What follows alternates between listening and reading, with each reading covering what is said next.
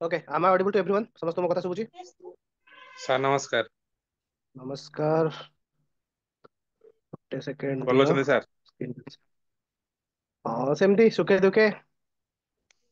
ବାକି ସମସ୍ତେ ଆଚ୍ଛା ନମସ୍କାର ସାର୍। ଟେଷ୍ଟ ଦେଲେ ସମସ୍ତେ ସମସ୍ତେ ଟେଷ୍ଟ ଦେଲ ତ ରିଭର ସିଷ୍ଟମ ଟେଷ୍ଟ? ହଁ ସାର୍ ଦେଇଥିଲୁ। ଆଜି ତ ବେଶୀ ସମୟ ପଢି ହବନି। ଆଜି ଟିକେ ଦେଖିଦବା କଥାବାର୍ତ୍ତା ହେଇଯିବା। ନେକ୍ସଟ କ୍ଲାସ ଟୁ ଆଚ୍ଛା ହଁ 20 ତାରିଖର ପେପର ଆମର ଓପିଏସସି ପିଜିଟି ଯୋଉମାନେ ଦଉଛ। ସାର୍ ନମସ୍କାର। ନମସ୍କାର ଶୁଣ ମୋ କଥା ମତେ ଶୁଣ ନମସ୍କାର ବସ କରିବା। 20 ତାରିଖ ଦିନ ଯୋଉ ପେପର ଅଛି ସେଇଟା ସମସ୍ତେ ଦେଇଛ? ଦେଖିଲ ସମସ୍ତେ? ବୀରେନ୍ ସାର୍ ପ୍ରବାବଲି ଅପଲୋଡ କରିଦେଇଥିବେ। ସମସ୍ତେ ଦେଖିଛ କି ନାହିଁ? ହଁ ହିଷ୍ଟ୍ରି ସାର୍ ହଁ ସାର୍। ହିଷ୍ଟ୍ରି ଅଛି ଯାହା ଦେଇଥିଲା ସେୟା ହିଷ୍ଟ୍ରି ଅଛି ଜୋଗ୍ରାଫି ଟିକେ ଫଣ୍ଡାମେଣ୍ଟାଲ ପଚାରି ଦଉଛି ଯେହେତୁ ଏଇଟା ଗୋଟେ ସାଇନ୍ସ ର ମାନେ ଟେକ୍ନିକାଲ ଏଜୁକେସନ ର ଏକ୍ସାମ ପେପର ଥିଲା। ସାଇନ୍ସ କୋଶ୍ଚିନ୍ ଆଉ ଜୋଗ୍ରାଫି ଫଣ୍ଡାମେଣ୍ଟାଲ ଅଧିକ ଥିଲା ଯେହେତୁ ତମର ଟିକେ ଟେକ୍ନିକାଲ ଏଜୁକେସନ କୋଶ୍ଚିନ୍ ମାନେ ନଥିବ ମାନେ କଣ କହନ୍ତି ଏକ୍ସାମ ନଥିବ ତ ସେଥିଲାଗି ତମର ଟିକେ ଇଣ୍ଡିଆନ ମାନେ କଣ କହନ୍ତି ସାଇନ୍ସ ଉପରେ କୋଶ୍ଚିନ୍ କମ ଆସିବ ଇଣ୍ଡିଆନ ଜୋଗ୍ରାଫି କୋଶ୍ଚିନ୍ ଟିକେ ଅଧିକ ଆଡ ହବ। ତଥାପି ଫର ଦ ବେଟରମେଣ୍ଟ ଆମେ କଣ କରିବା ନା ଯାହାବି ତ ଆମେ ପଢିବା କାରଣ ଏକ୍ସାମ ହେବା ପାଇଁ ଆହୁରି ବହୁତ ଦିନ ଅଛି ୟୁପିଏସସି ପିଜିଟି ପାଇଁ। ତ ଫାଷ୍ଟ ଆମେ ଟିଜିଟି ଏକ୍ସାମ ଯୋଉଟା ହବ ଟିଜିଟି ହିସାବରେ ଦେଖିବା। ତାପରେ ଯାଇକିନା ପିଜିଟି ପାଇଁ ଏକ୍ସଟ୍ରା ଦରକାର ପଡିବ କସ୍ମୋଲୋଜି ଇନ ଦ ସେନ୍ସ କଣ ଆମର ଯୋଉ ସନ୍ ସୋଲାର ସିଷ୍ଟମ ହେଲା ଏଗୁଡା ତ ତମର ଟିଜିଟି ସିଲାବସ ରେ ନାହିଁ। ବଟ୍ ଯେତେବେଳେ ଆମେ କମ୍ପ୍ଲିଟ କରିବା ଏକ୍ସଟ୍ରା କ୍ଲାସ ମୁଁ କିଛି ନେଇଯିବି ସେଥିରେ ତମର ଏକ୍ସଟ୍ରା ଯାହା ଡାଟା ରହିଲା ଟିଜିଟି ମାନେ କଣ କହନ୍ତି ଯୋଉଟା ଓପିଏସସି ପିଜିଟି ରେ ଆସିଲା ଭଳିଆ ଲାଗୁଛି ତାକୁ ମୁଁ ପଢେଇ ଦେବି। ଆଚ୍ଛା ଆଜି କରେଣ୍ଟ ଆଫେୟାର କ୍ଲାସ ସମସ୍ତେ କଲ? ହଁ କରେଣ୍ଟ ସାର୍ ଆଫେୟାର କ୍ଲାସ ହଁ ଅରିନ୍ଦମ ସାର୍ କଲୁ। ସାର୍ ପଢଉଛନ୍ତି। ମୁଁ ଦେଖୁଥିଲି ଆଜି କ୍ଲାସ ଭଲ ଭଲ ବହୁତ ଭଲ ଡାଟା ଫାଟା ଦେଇ କରୁଛନ୍ତି। କେମିତି ଲାଗୁଛି? ହଁ ସାର୍ ଭଲ ଲାଗୁଛି କିନ୍ତୁ ଆଉ ଟିକେ ସିକ୍ୱେନ୍ସ ଅନୁସାରେ ଆସିଲେ ଆଉ ଟିକେ ଭଲ ଲାଗନ୍ତା ଆଉ। କଣ ହେଲେ? ମାନେ ସାର୍ ଯେମିତି ମାନେ ଆପଏଣ୍ଟମେଣ୍ଟ ଗୋଟେ ଗୋଟେ ରୁ ଗୋଟେ ଚାଲନ୍ତା ମାନେ ଆଚ୍ଛା ଏଇ ଆଚ୍ଛା ୱିକରେ ସେଟା ତାପରଠୁ ଆପଣ। ସେଟା ହବ କେମିତି ଜାଣିଛ ସେଟା କେମିତି କରାଯାଏ ଜାଣିଛ ସେଟା ଯେତେବେଳେ ଗୋଟେ ମନ୍ଥ ସରିଯାଏ ସେଇ ସମୟରେ କମ୍ପାଇଲ କରାଯାଏ। ଆଉ ଗୋଟେ କଥା କମ୍ପାଇଲ ଯଦି ତମର କରିବାର ଅଛି ତମେ ନିଜେ କରିପାରିବ ମନେକର ସାର୍ ପଢଉଛନ୍ତି ଗୋଟେ ଆପଏଣ୍ଟମେଣ୍ଟ ଲେଖିଲେ ତମେ ଗୋଟେ ଖାତା ଏବେ ଜାନୁଆରୀ ମାସ ସମସ୍ତଙ୍କ ଘରୁ ଡାଏରୀ ଆସିଥିବ ପ୍ରବଳ ଓଭିଅସଲି ଆସିଥିବ କି ନାଇଁ? ତ ଡାଏରୀରେ ଗୋଟେ କାମ କରିବ ଗୋଟେ ଏମିତି ବୁକ୍ ମାର୍କ ଭଳିଆ ଆଣିବ ବୁକ୍ ମାର୍କ ଭଳିଆ ଲେଖିଦବ ଆପଏଣ୍ଟମେଣ୍ଟ ଲେଖିଦବ 10ଟା ପେଜ ଛାଡିଦବ। ତାପରେ ଆୱାର୍ଡ ଆଣ୍ଡ ଅନର୍ସ ଲେଖିଦବ 10ଟା ପେଜ ଛାଡିଦବ ହେଲା। ତାପରେ ଗୋଟେ ସେକେଣ୍ଡ ହଁ ତାପରେ ଅୱାର୍ଡ ସନର ଗଲା ତାପରେ ଇଣ୍ଡେକ୍ସ ଗଲା ଏମିତି ଲେଖିଦବ ହେଲା। ଆଜି ସାର୍ ଆଇ ଗେସ୍ ନମସ୍କାର ସାର୍ ଗୋଟେ ଏଇଟା କଣ ପାଇଁ କହୁଛନ୍ତି? ଏଟା କରେଣ୍ଟ ଆଫେୟାର କଥା କହୁଛି। ଆମେ ଆଜ୍ଞା ଯୋଗ୍ରାଫି ପଢାଇନି ପିଲା ଜଏନ କଲେ ପଢା ଷ୍ଟାର୍ଟ କରିବେ ତ ଆଜ୍ଞା ସେଥିଲାଗି ଯୋଗ୍ରାଫି କଥା ମୁଁ କହିନି ମୁଁ କରେଣ୍ଟ ଆଫେୟାର କଥା କହୁଛି। ସାର୍ ପଢଉଥିଲେ ଦେଖୁଥିଲେ ତ ଭଲ ଭଲ ବହୁତ ବଢିଆ ଇନଫର୍ମେସନ ଡାଟା ଦେଇ ପଢଉଥିଲେ। ତ ସେ ଦେଖିଛି କହୁଛି ସେଥିଲାଗି ତମେ ଏଇଟା କଣ କରିବ ନା 10ଟା ପେଜ କରିଦେଲ ଛାଡିଦେଲ ଇଣ୍ଡେକ୍ସ କରିଦେଲ 10ଟା ପେଜ ଛାଡିଦେଲ ମେନ୍ ପାଞ୍ଚ ଟୋଟାଲ କେତେ 8ଟା ଜିନିଷ ତ ଅଛି ହେଲା। କରେଣ୍ଟ ଆଫେୟାର 8ଟା ଜିନିଷ ଇମ୍ପୋର୍ଟାଣ୍ଟ ଫାଷ୍ଟ କହିଦଉଛି ଲେଖି ପାରିବ ଯଦି ଖାତା ବହି ପାଖରେ ଅଛି ଯଦି ସାର୍ ଲେଖିଦିଅ। କ୍ଲାସ ଗୋଟେ ହେଲା ତମର କ୍ଲାସ ଅ, ସରିଗଲାଣି? କଣ କ୍ଲାସ ଆରମ୍ଭ ହେଇଛି ଏବେ ସାର୍ ଜଷ୍ଟ। ନମସ୍କାର କ୍ଲାସ ସରିଗଲାଣି? କ୍ଲାସ ଆରମ୍ଭ ହେଇଛି ଆଉ ମୁଁ ଭାବିଲି ଆଇ ଏମ୍ ଟୁ ଲେଟ୍। ନା ନା ଠୁବ୍ ଲେଟ୍ ନାଇଁ କାରଣ ଲାଇନ ଓକେ ନଥିଲା ସାର୍ ବର୍ଷା ଥ୍ୟାଙ୍କ ଫର୍ଷା ହେଇ ଲାଇନ ଅବସ୍ଥା ଶୋଚନୀୟ ହେଇଯାଇଥିଲା ଲାଇନ ନଥିଲା ତ ମୁଁ ଲେଟରେ ଷ୍ଟାର୍ଟ କରୁଛି ଆଜି ବେଶୀ ହାଲକା ଫୁଲକା ଟିକେ ଦେଖିବା। ନେକ୍ସଟ କ୍ଲାସରେ ୟୁ। ପ୍ରପରଲି ପଢିବା। ମୁଁ ସେୟା କହୁଛି ଯେ ତମେ ମାନେ 8ଟା କରେଣ୍ଟ ଆଫେୟାର ଯେହେତୁ ଟିକେ କାଲି ଆସିଥିଲା current affair Bai the we Odisha current affair ଆଜିକାଲି ଓଡିଶା ଓପିଏସସି ର ଫେଭରାଇଟ ଚାପ୍ଟର ଏଟା ମୁଁ କହିଥିଲି ବହୁତ ପିଲାଙ୍କୁ ତମେ ମନେ ଅଛି ନାଇଁ ତମମାନଙ୍କର ଓଡିଶା କରେଣ୍ଟ ଆଫେୟାର ବହୁତ ଆସୁଛି। ଆଉ ମୁଁ ଏକ୍ସପେକ୍ଟ ବି କରୁନଥିଲି ସେମାନେ ଅନଏକ୍ସପେକ୍ଟେଡ ଜିନିଷ 2023 ମସିହା 2022 ମସିହାର କରେଣ୍ଟ ଆଫେୟାର ପଚାରୁଛନ୍ତି। ତ ବେଟର କଣ ହବ ଏବେଠୁ ନିଜେ ନିଜେ ଡାଟା କଲେକ୍ଟ କର। ମନେକର ସାର୍ ପଢଉଛନ୍ତି କିଛି ଆପଏଣ୍ଟମେଣ୍ଟ କହିଲେ ତ ଗୋଟେ ସେଇ ଯୋଉ ଡାଏରୀଟେ ନୂଆ ବର୍ଷ ଅଛି ସମସ୍ତଙ୍କର ଡାଏରୀ ଆସିଥିବ। ସେ ଡାଏରୀରେ ଆପଏଣ୍ଟମେଣ୍ଟ 10ଟା ପେଜ ରଖିଥିବ। ନୂଆ ଆପଏଣ୍ଟମେଣ୍ଟ କହିଲେ ସେଇଠି ଗୋଟେ ଆପଏଣ୍ଟମେଣ୍ଟ ଚଢେଇଦବ। ତାପରେ ବୁକ୍ ଆଣ୍ଡ ଅଥର କିଛି ଗୋଟେ କହିଲେ ବୁକ୍ ଆଣ୍ଡ ଅଥର ଗୋଟେ ଚଢେଇଦବ। ଇଣ୍ଡେକ୍ସ କହିଲେ ଇଣ୍ଡେକ୍ସ ଗୋଟେ ଚଢେଇଦବ ତାପରେ ୱାର ଏକ୍ସରସାଇଜ ଗୋଟେ ଅଛି ସେଇଥିରେ ଚଢେଇଦବ। ସ୍ପୋର୍ଟସ ରିଲେଟେଡ ଅଛି ସେଇଟା ବି ଚଢେଇଦବ। ସାର୍ ତାପରେ ସେ ଅନର 8ଟା ଟିକେ ସିରିୟଲି କୁହନ୍ତୁ ସେ 8ଟା ଯୋଉ କହିଲେ ଏବେ। ଆଚ୍ଛା ସିରିୟଲି ଲେଖି ଦଉଛି ନହେଲେ ରହିଥା ଆଜି ଆମେ ବାଇ ଆଜ୍ଞା। ଦ ୱେ କ୍ଲାଇମେଟ ଅଫ ଇଣ୍ଡିଆ ପଢିବା। ବଟ୍ କ୍ଲାଇମେଟ ଇଣ୍ଡିଆ ପଢିବାରୁ ମୁଁ ଟିକେ ଲାଗୁଛି ତମର ଗୋଟେ ବେସିକ ଦରକାର ପଡିବ ଇନଫର୍ମେସନ। ଗୋଟେ ସେକେଣ୍ଡ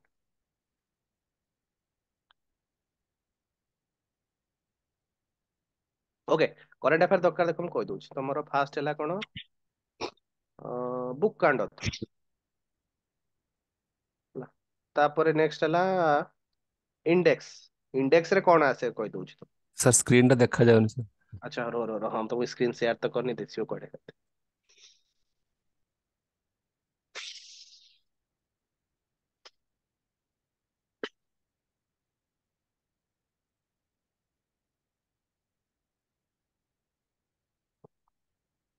यार चोकरे गोटे कहि दो आ जेतु मैं देखिल मार्क कली गोटे जिनिस हेतले कहि दउछि इंडेक्स। इंडेक्स एंड रैंकिंग एटा दी प्रकार रैंकिंग एतरे थाई पारे। गोटे तमरो ओडिसा माने नेशनल रैंकिंग आ इंटरनेशनल रैंकिंग। तापरे एटा की आ रिलेटेड बहुत क्वेश्चन आसीबो को ऑर्गेनाइजेशन रैंक दउछि एक नंबर रैंक केते ओडिसा रैंक केते कि इंडिया रैंक केते एटा आ रिलेटेड। तापरे अवार्ड अवार्ड्स तो बहुत इंपोर्टेंट। तापरे अपॉइंटमेंट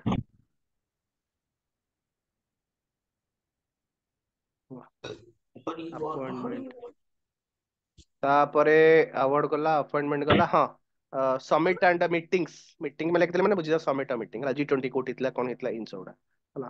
पांच गला स्पोर्ट्स। स्पोर्ट्स रे मनकर गोटे बहुत बड़ मेजर इवेंट आसला मनकर एबे आगु कोन 2024 रे कोन हबाकू जाउछि ओलंपिक्स हबाकू जाउछि जानिछो तो पेरिस ओलंपिक्स आसीबो तो पेरिस ओलंपिक रो भेन्यू कोठी कोन कोन स्टेडियम पचारि पारे मेडल विषय पचारि पारे ओलंपिक विषय किसी हिस्ट्री पचारि पारे हेडक्वार्टर कोठी अछि Olympic world Olympic association headquarter कोठी अछि एमते पचारि पारे तो स्पोर्ट्स एटा रहला हला। तापरे स्पोर्ट्स कला ये कला अपॉइंटमेंट कला हाँ आ गोटे आर्मी एक्सरसाइज आर्मी एक्सरसाइज आ गोटे लास्ट बंचिला। सर नमस्कार। हम्म आउ तमे सब आस नमस्कार करनी है मु स्टार्टिंग रू किसी गोटे कहती फ्लो भांगी अछि तो जहाँ डाउट अछि सांगे से पचार नमस्कार की पचार कारण मु जानि पनी की कोन कहूची तो मते डायरेक्ट पचार जहाँ डाउट अछि डायरेक्ट पचारि परिबो होला। आ मते इंट्रोडक्शन दे पचार कहनी होला। आर्मी एक्सरसाइज कला स्पोर्ट्स कला मीटिंग कला अपॉइंटमेंट कला अवार्ड्स कला इंडेक्स एंड ट्रैकिंग कला बुक एंड ऑथर कला आ गुटे कोन मु छाडुची हाँ दैट इज इसरो। इसरो किंबा तमरो न्यू मनेकर किसी टेक्नोलॉजी ऊपर आसिला ना एथरे पचारि दे पारे किछि गोटे सुपर कंप्यूटर मनेकर गवर्नमेंट ऑफ इंडिया आ गोटे हाँ आ गोटे छाडली गवर्नमेंट ऑफ इंडिया माने स्कीम ला गवर्नमेंट रो किछि स्कीम एतिक नौटा जिंस ए नौटा जिंस रो तमर करंट अफेयर ए नौटा जिंस रे बंची अछि ला। तमे जहाँ भी पढ़िबो ए नौटा जिंस भितर पढ़िबो ହେଲା। ସାର୍ ମୁଁ ଦେଖିଲି ବହୁତ ଏଇ ଏରିଆ ଏଇ କ୍ରାଇଟେରିଆ ହିଁ କଭର କରୁଛନ୍ତି ଦେଖିଲି ବେଟର ଏଇଟା ବହୁତ ବଢିଆ। କାଲି ସାର୍ ଙ୍କ ଯେହେତୁ ଅନଲାଇନ ପଢିବାର ଏକ୍ସପିରିଏନ୍ସ ନାହିଁ ତ ଟିକେ ସେ ଥବେ ଥବେ ମୁଁ ଦେଖୁ ଶୁଣୁଥିଲି ସେ ଗୋଟେ ୱିଲର ଆଇଲାଣ୍ଡ ଉପରେ କେହି ଗୋଟେ କୋଶ୍ଚିନ୍ କଣ ପଚାରୁଥିଲା ତ ସେୟା ତ ଟିକେ ସାର୍ଙ୍କ ଏକ୍ସପିରିଏନ୍ସ ଯେହେତୁ ନାହିଁ ଅନଲାଇନ ରେ ତ ସେଇଟା ଅଫଲାଇନ ରେ ସାର୍ ବହୁତ ବଢିଆ। ତ ଦେଖ ଯାହା ସାର୍ଙ୍କଠୁ ଯାହା ଆଦାୟ କରିପାରିବ କରିବ ବେଟର ବହୁତ ମାନେ କଣ କୁହନ୍ତି expert current affair banking current affair बहुत तांकर ये तो एसएससी करंट अफेयर तो तमे जेते डाटा सार तमे आदाय कर परियो बेटर हो छाड़ सार କଥା भूल जाओ आमे हमर पढ़िबा क्लाइमेट रिवर्स होला। अच्छा हाँ मैप क्लास कथा जेहेतु आज आउ कौन कहती हेई पार्लानी पूरा हेई पार्लानी बोली मैप टा मु एथरा आज ऐड करनी मैप क्लास टिके टिके करी सबुदिन करिया मानेकर नॉर्थ रू स्टार्ट करिया जम्मू काश्मीर एरिया मनकर आरंभ करिया तो गोटे दिन आसियो खाली जम्मू काश्मीर नॉर्थ इंडिया करिया तापर आ गोटे एमती अधा अधा करी करिया गोटे दिन पूरा देई हबनी मैप को। हाँ सर सेमती कले ଭଲ ହବ ସବୁ ରିଫାଇन ହବ। हाँ एमती हेले हाँ सबुदिन टिके टिके मन रखियो बेटा।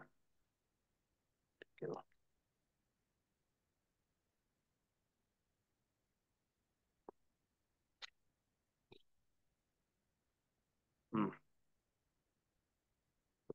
अच्छा क्यार गोटे कौन इश्यू हेतला मते पचारतला प्लीज सर मोर कौन सब क्लास खाली बफरिंग होची कौन करी please suggest me Sanyukta sir Sethi. हाँ ସାର୍ ମୁଁ କଣ कुह କହୁଥିଲି କି ସାର୍ ବରଂ କ୍ଲାଇମେଟ ଅଫ ଇଣ୍ଡିଆ ଟାକୁ ଟିକେ ପରେ କରିକି ସାର୍ ରିଭର ସିଷ୍ଟମ ଟା ଆଉ ଟିକେ ଆଲୋଚନା କରିବା ସାର୍। ଆଉ ଆଲୋଚନା ରିଭର କରିବାକୁ ସିଷ୍ଟମ ପଡିବ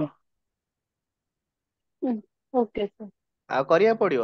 ଆଚ୍ଛା ତ ମୁଁ କହିଲି ପରା ଆଜି ଟିକେ କଣ ପାଇଁ ମୁଁ ନା ଜିନିଷ ହେଲା କଣ ଆଜି ମୁଁ କରିଥାନ୍ତି ମ୍ୟାପ ଟା କରିଥାନ୍ତି ଇଏ କରିଥାନ୍ତି ଇଏ ଲାଇନ ବା ସାର୍ ଏମିତି କଲେ କଟିଗଲା। ସାର୍ କ୍ଲାସ ସରିବନି ସାର୍ ସାର୍ ଟିକେ କ୍ଲାସ ଶୀଘ୍ର ସାରିଲେ ପୁଣି ଆମେ ତାକୁ ରିଭାଇଜ କରିବା ପୁଣି ଆପଣ ବି ଆମ ସାଙ୍ଗରେ ଟିକେ ରିଭାଇଜ କରେଇବେ ଆମକୁ ହଁ ଆଉ କୋଶ୍ଚିନ୍ ଆନ୍ସର ଡିସ୍କସନ କରିବା ପରୀକ୍ଷା ତ ଆଉ ଅଳ୍ପ ଦିନ।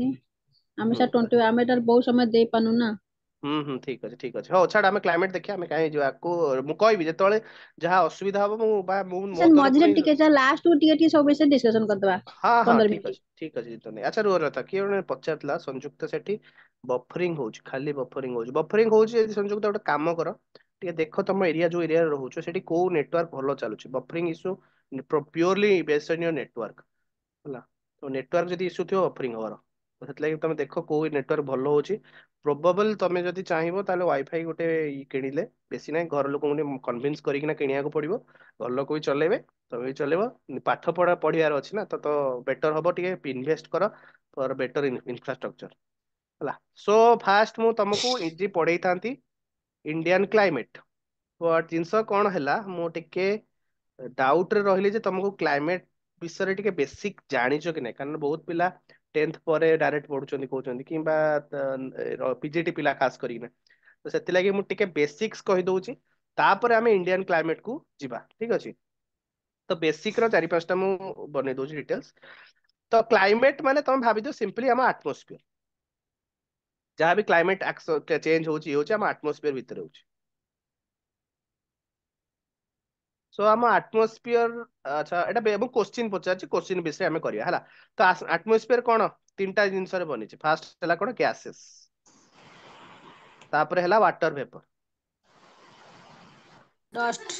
ଡଷ୍ଟ ପାର୍ଟିକଲ ଆଉ ଲାଷ୍ଟ ହେଲା ପାର୍ଟିକଲ ତାକୁ କହନ୍ତି ପିଇ ତାକୁ ସର୍ଟ ରେ କହନ୍ତି ପିଇ ପାର୍ଟିକୁଲେଟ ମ୍ୟାଟର ପିଏମ या ପି ହେଲା ଟେକ୍ନିକାଲ ନଲେଜ ଯଦି ପିଇ କହନ୍ତି ପର୍ଟିକୁଲେଟ ମ୍ୟାଟର ଆଉ ଆମେ ଯଦି ନନ୍ ଟେକ୍ନିକ ଜିନିଷ ଦେଖିବା ଦ୍ୟାଟ ଇଜ ପିଇ କହନ୍ତି ପର୍ଟିକୁଲାର ଏଲିମେଣ୍ଟସ ହେଲା ତ ଗ୍ୟାସ ସବୁଠୁ ହାଇଏଷ୍ଟ ଗ୍ୟାସ କୋଉ କାହାର ଅଛି କୋଉ ଆମାଉଣ୍ଟ ଗ୍ୟାସ ଟା ସବୁଠୁ ଆର୍ଥ ରେ ଅଧିକ ରହିଛି नाइट्रोजन नाइट्रोजन ନାଇଟ୍ରୋଜେନ जब खजाना ନାଇଟ୍ରୋଜେନ କେତେ percent 71 78 77 point seventy something nine 78.08% अच्छा सेकेंड हाईएस्ट ऑक्सीजन ऑक्सीजन 21 21 नहीं 21 ନୁହେଁ 20.29 ଟିକେ ଆମେ ଯେତେବେଳେ ଅପର ଲେବୁଲ କୁ ଯିବା ଆମେ ଟିକେ ବେସିକ ଫୋକସ କରିବା ପୁରା ପର୍ଟିକୁଲାର ଜିନିଷ ଛୋଟବେଳେ ଆମେ 21 ପଢିଛେ କାରଣ ଛୋଟବେଳେ ପଏଣ୍ଟ ସିଷ୍ଟମରେ ଜାଣୁନଥିଲେ ବଟ୍ ଏବେ ଟିକେ ଇଏ ହେଲେଣି ଆମେ ତେଣୁ କରୁ ପୁରା ପର୍ଟିକୁଲାର ଇଏକୁ ଆସିବା ତାପରେ ନେକ୍ସଟ ହେଲା ଆର୍ଗନ ଏଇଟା ହେଲା ସବୁଠୁ ଇମ୍ପୋର୍ଟାଣ୍ଟ କ୍ୱେଶ୍ଚିନ୍ ହେଲା ଥାର୍ଡ ଗ୍ୟାସ୍ ଯୋଉଟା କି ଆମର ଆଟମୋସ୍ଫିୟର ରେ ଅଛି highest amount that is argon ହେଲା ଏଇ ଆର୍ଗନ ଜେନନ ନିଅନ ରାଡନ ୟାକୁ କହନ୍ତି ଇନର୍ଟ ଗ୍ୟାସ୍ निष्क्रिय गैस ନିଷ୍କ୍ରିୟ ଗ୍ୟାସ୍ ବା ଇନର୍ଟ ଗ୍ୟାସ୍ ଆଚ୍ଛା ଆମର ସବୁଠୁ କମ କୋଉଟା ଅଛି ସବୁଠୁ ଲୋଏଷ୍ଟ କୋଉଟା କୋଉ ଗ୍ୟାସ୍ ସବୁଠୁ ଲୋଏଷ୍ଟ ଅଛି ଏଇଟା ମନେ हिलियम ରଖ ना कौन सा that is CO2 carbon dioxide अच्छा 0.038 03 ହେଲା ଇଏ ସବୁଠୁ ଲୋଏଷ୍ଟ ହେଲା ଏଟା ବେସିକ କ୍ୱେଶ୍ଚିନ୍ କାରଣ ତମର କଣ କହନ୍ତି ଟିଜିଟି ଫିଜିଟି କ୍ୱେଶ୍ଚିନ୍ ଏରେ ଏମିତିଆ ବେସିକ କ୍ୱେଶ୍ଚିନ୍ ପଚାରିଦବ ହେଲା ତ ସେଥିଲାଗି କରୁଛି ପିଜିଟି ରେ ତ କ୍ୱେଶ୍ଚିନ୍ ଟିକେ ଲେବୁଲ ବୁଲେଇବା କିଏ ପଚାରୁଛି ସେ ଏଗେନ୍ ପଚାରିଥିଲା କାଲି ଗୋଟେ କ୍ୱେଶ୍ଚିନ୍ ଦେଖିଛ କି ନାଇଁ ଆସିଥିଲା what is the percentage of lithosphere question ଟା ଦେଖିଛ କି ନାଇଁ ଗୋଟେ ଆସିଥିଲା କାଲିର ଆଜ୍ଞା କ୍ୱେଶ୍ଚିନ୍ ସାର୍ ଟା ଆସିଥିଲା ଗୋଟେ ତା ଅର୍ଥ କଣ ଜାଣିଛ ନାଇଁ ସେ କେମିତି କ୍ୱେଶ୍ଚିନ୍ ଟା ପଚାର ଲିଥୋସ୍ଫିୟର ଅର୍ଥ କଣ ନା ସିମ୍ପଲି ମାଟି ଆର୍ଥରେ ମାଟିର ପରସେଣ୍ଟେଜ କେତେ ପଚାରିଛି ହେଲା ବୁଲେଇକିନା ପଚାରିଛି ଲିଥୋସ୍ଫିୟର क्रस्ट ହଁ ନାହିଁ ଲିଥୋସ୍ଫିୟର କ୍ରଷ୍ଟ ନାହିଁ କ୍ରଷ୍ଟ सॉइल ଶହେ ଆମର ସ୍ଥଳ ଭାଗ କେତେ ଅଛି ଓଡିଆରେ କହିଲେ लैंड କେତେ 29% ଆନ୍ସର 29% ହବ ପିଲା ସବୁ ଭୁଲ ଭାଲ କରି ଆସିଛନ୍ତି କଣ ଏଇଟା ଲିଥୋସ୍ଫିୟର କଣ ଏମିତି କଣ ଏଇଟା ଟିକେ ବୁଲେଇ ବାଙ୍କି ପଚାରିଦେଲା ହେଲା ତ ସେଇ ଅନୁସାରେ ଟିକେ ଆମେ ରେଡି ହେଇଯିବା ସିମ୍ପଲ କ୍ୱେଶ୍ଚିନ୍ କୁ ବୁଲେଇ ବାଙ୍କି ପଚାରିବା ପାଇଁ ରେଡି ହେଇଯିବ ତ ଦିସ୍ ଇଜ ଦ ବେସିକ କଣ କହନ୍ତି ଇଟ ଇଜ ଷ୍ଟ୍ରକ୍ଚରାଲ ଲେବୁଲ ଅଫ ଆଟମୋସ୍ଫିୟର ତାପରେ ଅଲଗା ଲେବୁଲ ମଧ୍ୟ ଅଛି ଆମର ଆର୍ଥ ର ସରଫେସ ରୁ ଯେତେ ଉପରକୁ ଯିବା ଆଟମୋସ୍ଫିୟର ଡିଫରେଣ୍ଟ କଣ ଲେୟାର ଅଛି ଲେୟାର ବିଷୟରେ କହିପାରିବ କେତେଟା ट्रोपोस्फियर थर्मोस्फियर एक्सोस्फियर ଆଚ୍ଛା ଦେଖ ସବୁ ଗୋଳେଇ ଘାଣ୍ଟି ଦେଲ ମୁଁ କହୁଛି troposphere stratosphere mesosphere thermosphere exosphere okay okay okay okay okay ଏଇଟା ଏଗେନ୍ ଏଇଟା ହେଲା ଛୋଟ ଛୋଟ ମାନେ ଆମର କଣ ଛୋଟ ବେଳେ ଏଇଟା ଆମେ ଜାଣିଛେ ବଟ୍ ଏଗେନ୍ ଆମେ ଟିକେ ସ୍ପେସିଫିକ ହେବା ଯେହେତୁ ଆମେ ଅପର ଲେଭେଲ ହାୟର ଲେଭେଲ ଷ୍ଟଡି କରୁଛେ ତ ସେଥି ହେଲେ ଲେଭେଲ ଅଫ ଆଟମୋସ୍ଫିୟର ଆମର ଦି ପ୍ରକାର गोटे हैला homosphere. Homogenetic yes yes yes homosphere. Homosphere homosphere homogen exosphere बा हेट्रोस्फियर। होमोस्फियर हैला हमर एक प्रकार सब रहिबे सब एक प्रकार। प्रकार हाँ सेई जगह रे मन को होमोस्फियर रे अच्छो तमे ऑक्सीजन रो लेवल जेतिकी नाइट्रोजन रो लेवल भी सेतिकी माने गोटे माने कौन कहंती गोटे ग्राम रो दी एयर गोटे लिटर माने लिक्विफाइड कर दला हमर एयर को ताकू कलेक्ट कल गोटे सिलिंडर रे गोटे गोटे लिटर एयर जदी कलेक्ट कल ताहले ट्रोपोस्फियर तीनटा लेयर एथरे होमोस्फियर आछे हम तीनटा लेयर ट्रोपोस्फियर तापर आसिला कोन स्ट्राटोस्फियर टिके चर्चार साउंड होची म्यूट कर दियो। नेक्स्ट हला मेसोस्फियर हला ए तीनटांग स्फियर रे बा तीनटांग लेयर रे एयर जहाँ भी तुम कलेक्ट कर ऑक्सीजन सब 20.29 रहिबो नाइट्रोजन सब 78.08 रहिबो सब बेले रहिबो हला हेतले को होमोस्फियर कहନ୍ତି हेट्रोस्फियर रे एटा चेंज हेइ पारे। हेट्रोस्फियर ता हमर गोटी स्फियर दैट इज कॉल्ड तमरो थर्मोस्फियर हला हला एतिकी एक्चुअल लेयर थर्मोस्फियर टा दी भाग विभक्त होइची गोटे कहନ୍ତି आयोनोस्फियर आ गोटे हला तमे जो कहलो कोन की स्फियर एक्सोस्फियर ठीक अछि। सब लेयर विषय टिके कहବାକୁ पड़िबो ना जानिछो ना मु से अनुसार आकु पढ़िबी जदि दरकार नॉलेज मु कते देबी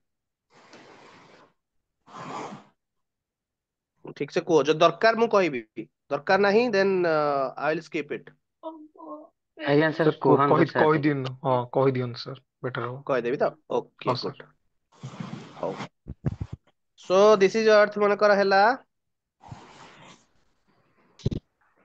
this is the Etah cone कहंती surface टा को की स्फियर काली आस्तिला जोटा ट्रोपोस्फियर ए ट्रोपोस्फियर तळ सरफेस पचाली आर्ट सरफेस काई ट्रोपोस्फियर हो लिथोस्फियर लिथोस्फियर लिथोस्फियर काली क्वेश्चन आस्तिला कहली मु लिथोस्फियर सर लिथोस्फियर माने शिला मंडल की ये शिला मंडल कहि परिबो माने जहाँ भी तमरो आर्थ रो ଅଶ୍ମମଣ୍ଡଳ अस्म मंडल बास अस्म मंडल कहंती जनरली हला जेतु मु टिके कोन कहंती बहुत दिन लानी छाडी देलेनी मो एग्जैक्ट ओडिया वर्ड गोटा मन नै मोर ना तापर नेक्स्ट लेवल हमर अर्थ रो आसिला स्ट्राटोस्फियर समस्त जानिथिबो दैट इज स्ट्राटोस्फियर ना ये हला हमर स्ट्राटोस्फियर सॉरी ट्रोपोस्फियर स्ट्राटोस्फियर को कहू ट्रोपोस्फियर ट्रोपोस्फियर तापर नेक्स्ट हला तमरो स्ट्राटोस्फियर ट्रोपोस्फियर केते अर्थ रो 0 रु स्टार्ट हला ट्रोपोस्फियर पाखा की 15 रु 20 किलोमीटर ये 15 किलोमीटर ये हला हमर 50 किलोमीटर पर्यंत स्ट्राटोस्फियर माने 15 रु 20 किलोमीटर माने ट्रोपोस्फियर जोटा सरी छि एटा गुड कहंती एरिया टा कहंती ट्रोपोपोज ए ट्रोपोस्फियर टा पोज हे जाय ताको कहंती ट्रोपोपोज तापर स्ट्राटोस्फियर जोडी सरे ता कहंती स्ट्राटोस्पोज ओके ये 50 किलोमीटर तापर हमरा नेक्स्ट हला कोन मेसोस्फियर सर ट्रोपोस्फियर को बेड ओजन और स्ट्रेटोस्फियर को बोर्ड ओजन कहते हैं। हाँ अगेन सब कहूछ व्यस्त हम सब जिन कहूछ मेसोस्फियर ओके तापर नेक्स्ट हला हमर नेक्स्ट टा कोन ये हला 80 किलोमीटर हला मेसोस्फियर जोडी सरुची ता ना हला मेसोपॉज अर्थ रो सरफेस रु हला ट्रोपोस्फियर स्ट्राटोस्फियर जोडी जोडी सरू छडी कोटा अछि पॉज लागुची पॉज अर्थ कोन सेठी से ट्रोपोस्फियर सरी जाउची तो ट्रोपोपोज स्ट्राटोस्फियर सरी जाउ तो स्ट्राटोपोज मेसोस्फियर सरी जाउ तो मेसोपोज ओके मेसोस्फियर सरला पर नेक्स्ट हला हमरो नेक्स्ट इज 80 किलोमीटर ऊपर को जोटा हला दैट इज थर्मोस्फियर रो लेयर अछि बट हमें ताकू डिफाइन करूने केते कोन किलोमीटर टोटल पाखा हो कि 1600 किलोमीटर 1600 किलोमीटर टोटल अर्थ रो सरफेस टू एक्सोस्फियर ला जेतक क्लाइमेट चेंज हमर ट्रोपोस्फियर एबा जो वेदर चेंज ए हमर ट्रोपोस्फियर गोटे कोन से लिखि दउ सब विषय टिके टिके हमर भी नॉलेज हे जिवो आ जो मानकर जानि न ठीक अछि ଜାଣିଛୁ ଯୋଉମାନେ ତାଙ୍କର ରିଭିଜନ ବି ଟିକେ ହେଇଯିବ। ଓକେ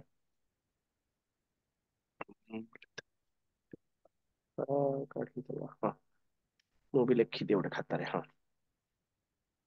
ନେକ୍ସଟ ହେଲା ଆମେ ଫାଷ୍ଟ ଆମେ ଦେଖିଦବା ଟ୍ରପୋସ୍ଫିୟର।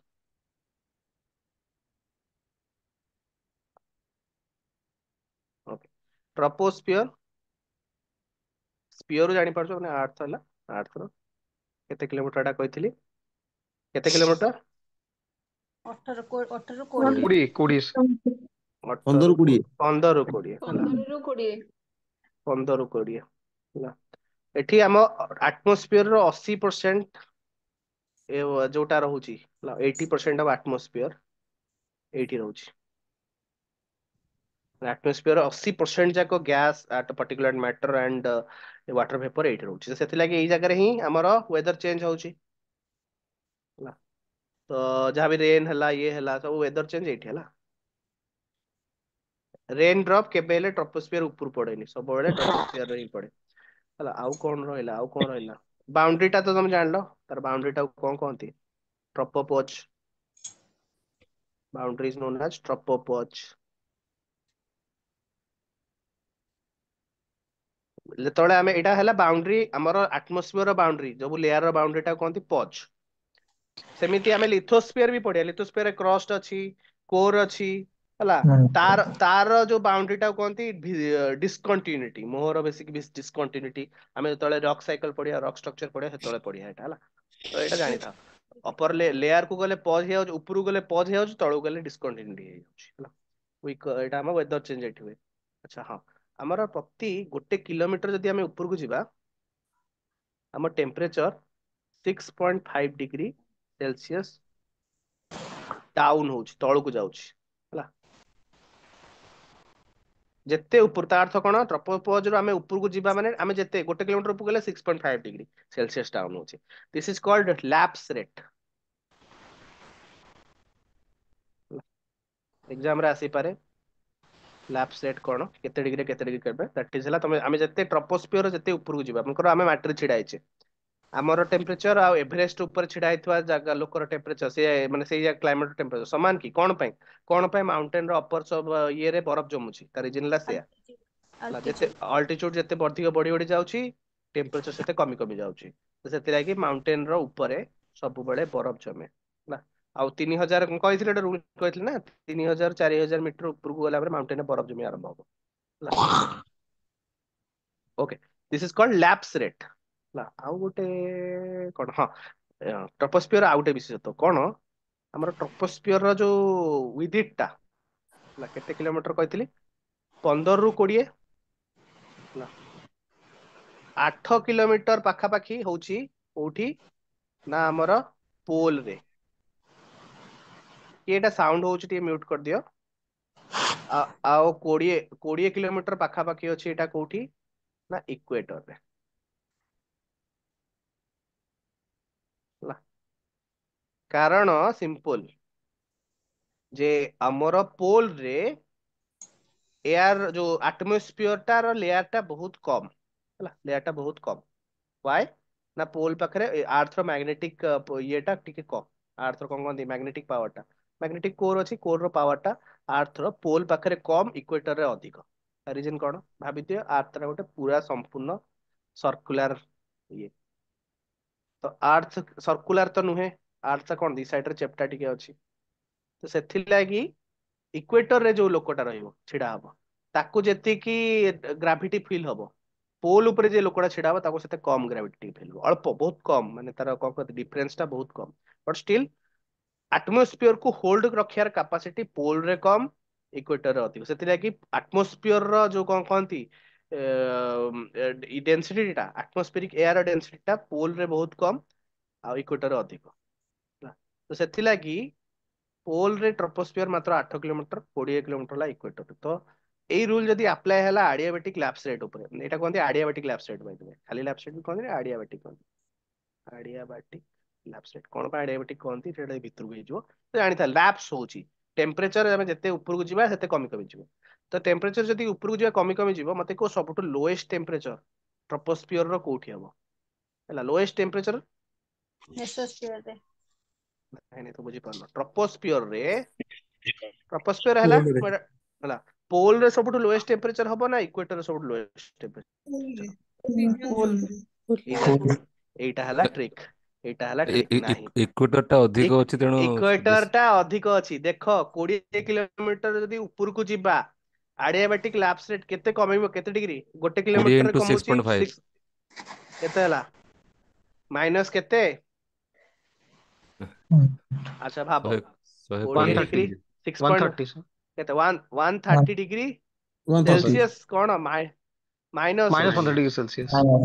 ହେଲା 130 डिग्री सेल्सियस। तो आमर ये पोल भाभी दियो टेम्परेचर, आर्थ रो टेम्परेचर है बेसिक टेम्परेचर माने कोन कोनती सब जगह आर्थ रो टेम्परेचर जदी मिसेबो average temperature of the earth is 18 degree to 20 degree Celsius. तो भाभी दियो आमर विंटर टाइम रे, विंटर टाइम तो इक्वेटर न थाए, विंटर इक्वेटर रो जनरल टेम्परेचर एवरेज टेम्परेचर मानकर 25 डिग्री। तो troposphere upper layer of the troposphere that is tropopause, tropopause रे केते?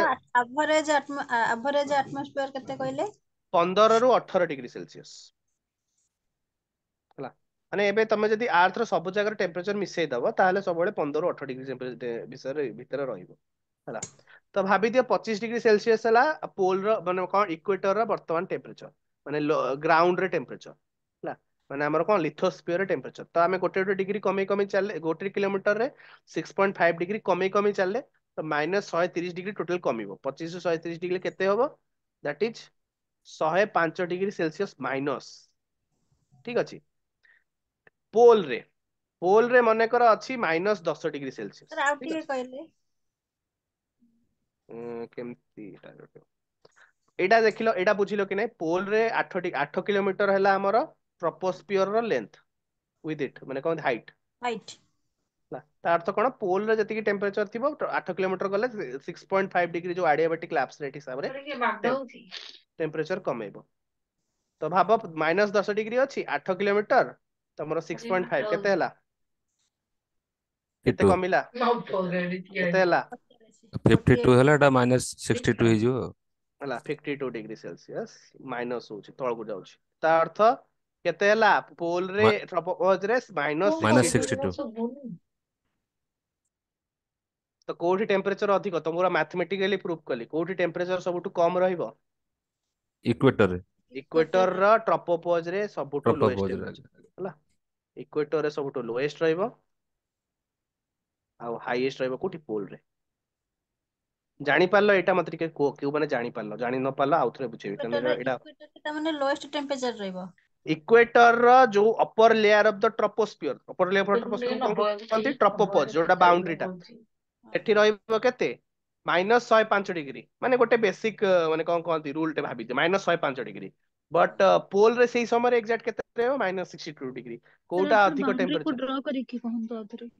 ओके ओके ओके ओके बुझियला ओके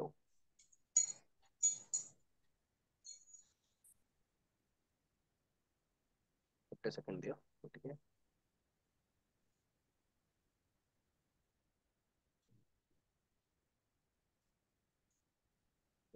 कौन हल्ला कौन रहिछि?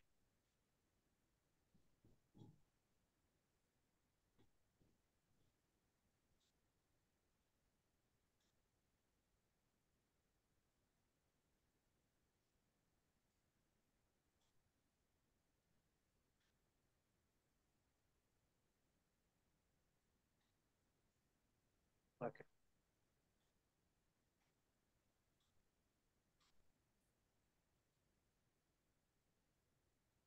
सो एबे हमें अच्छे ट्रोपोस्फियर लेवल में पूछे। This is equator, this is pole. Equator pole south pole हो पारे कि नॉर्थ पोल भी हो पारे तुम हिसाब रे। ओके आमे पढ़िले कौन? बेसिक पढ़ले कौन? इक्वेटर रे ट्रोपोस्फियर रो हाइट टा अधिक। केते हाइट अधिक कहितली? दैट इज पाखापाखि 20 किलोमीटर। हमें टॉक करिया 20 किलोमीटर। 20 किलोमीटर हला ट्रोपोस्फियर रो हाइट।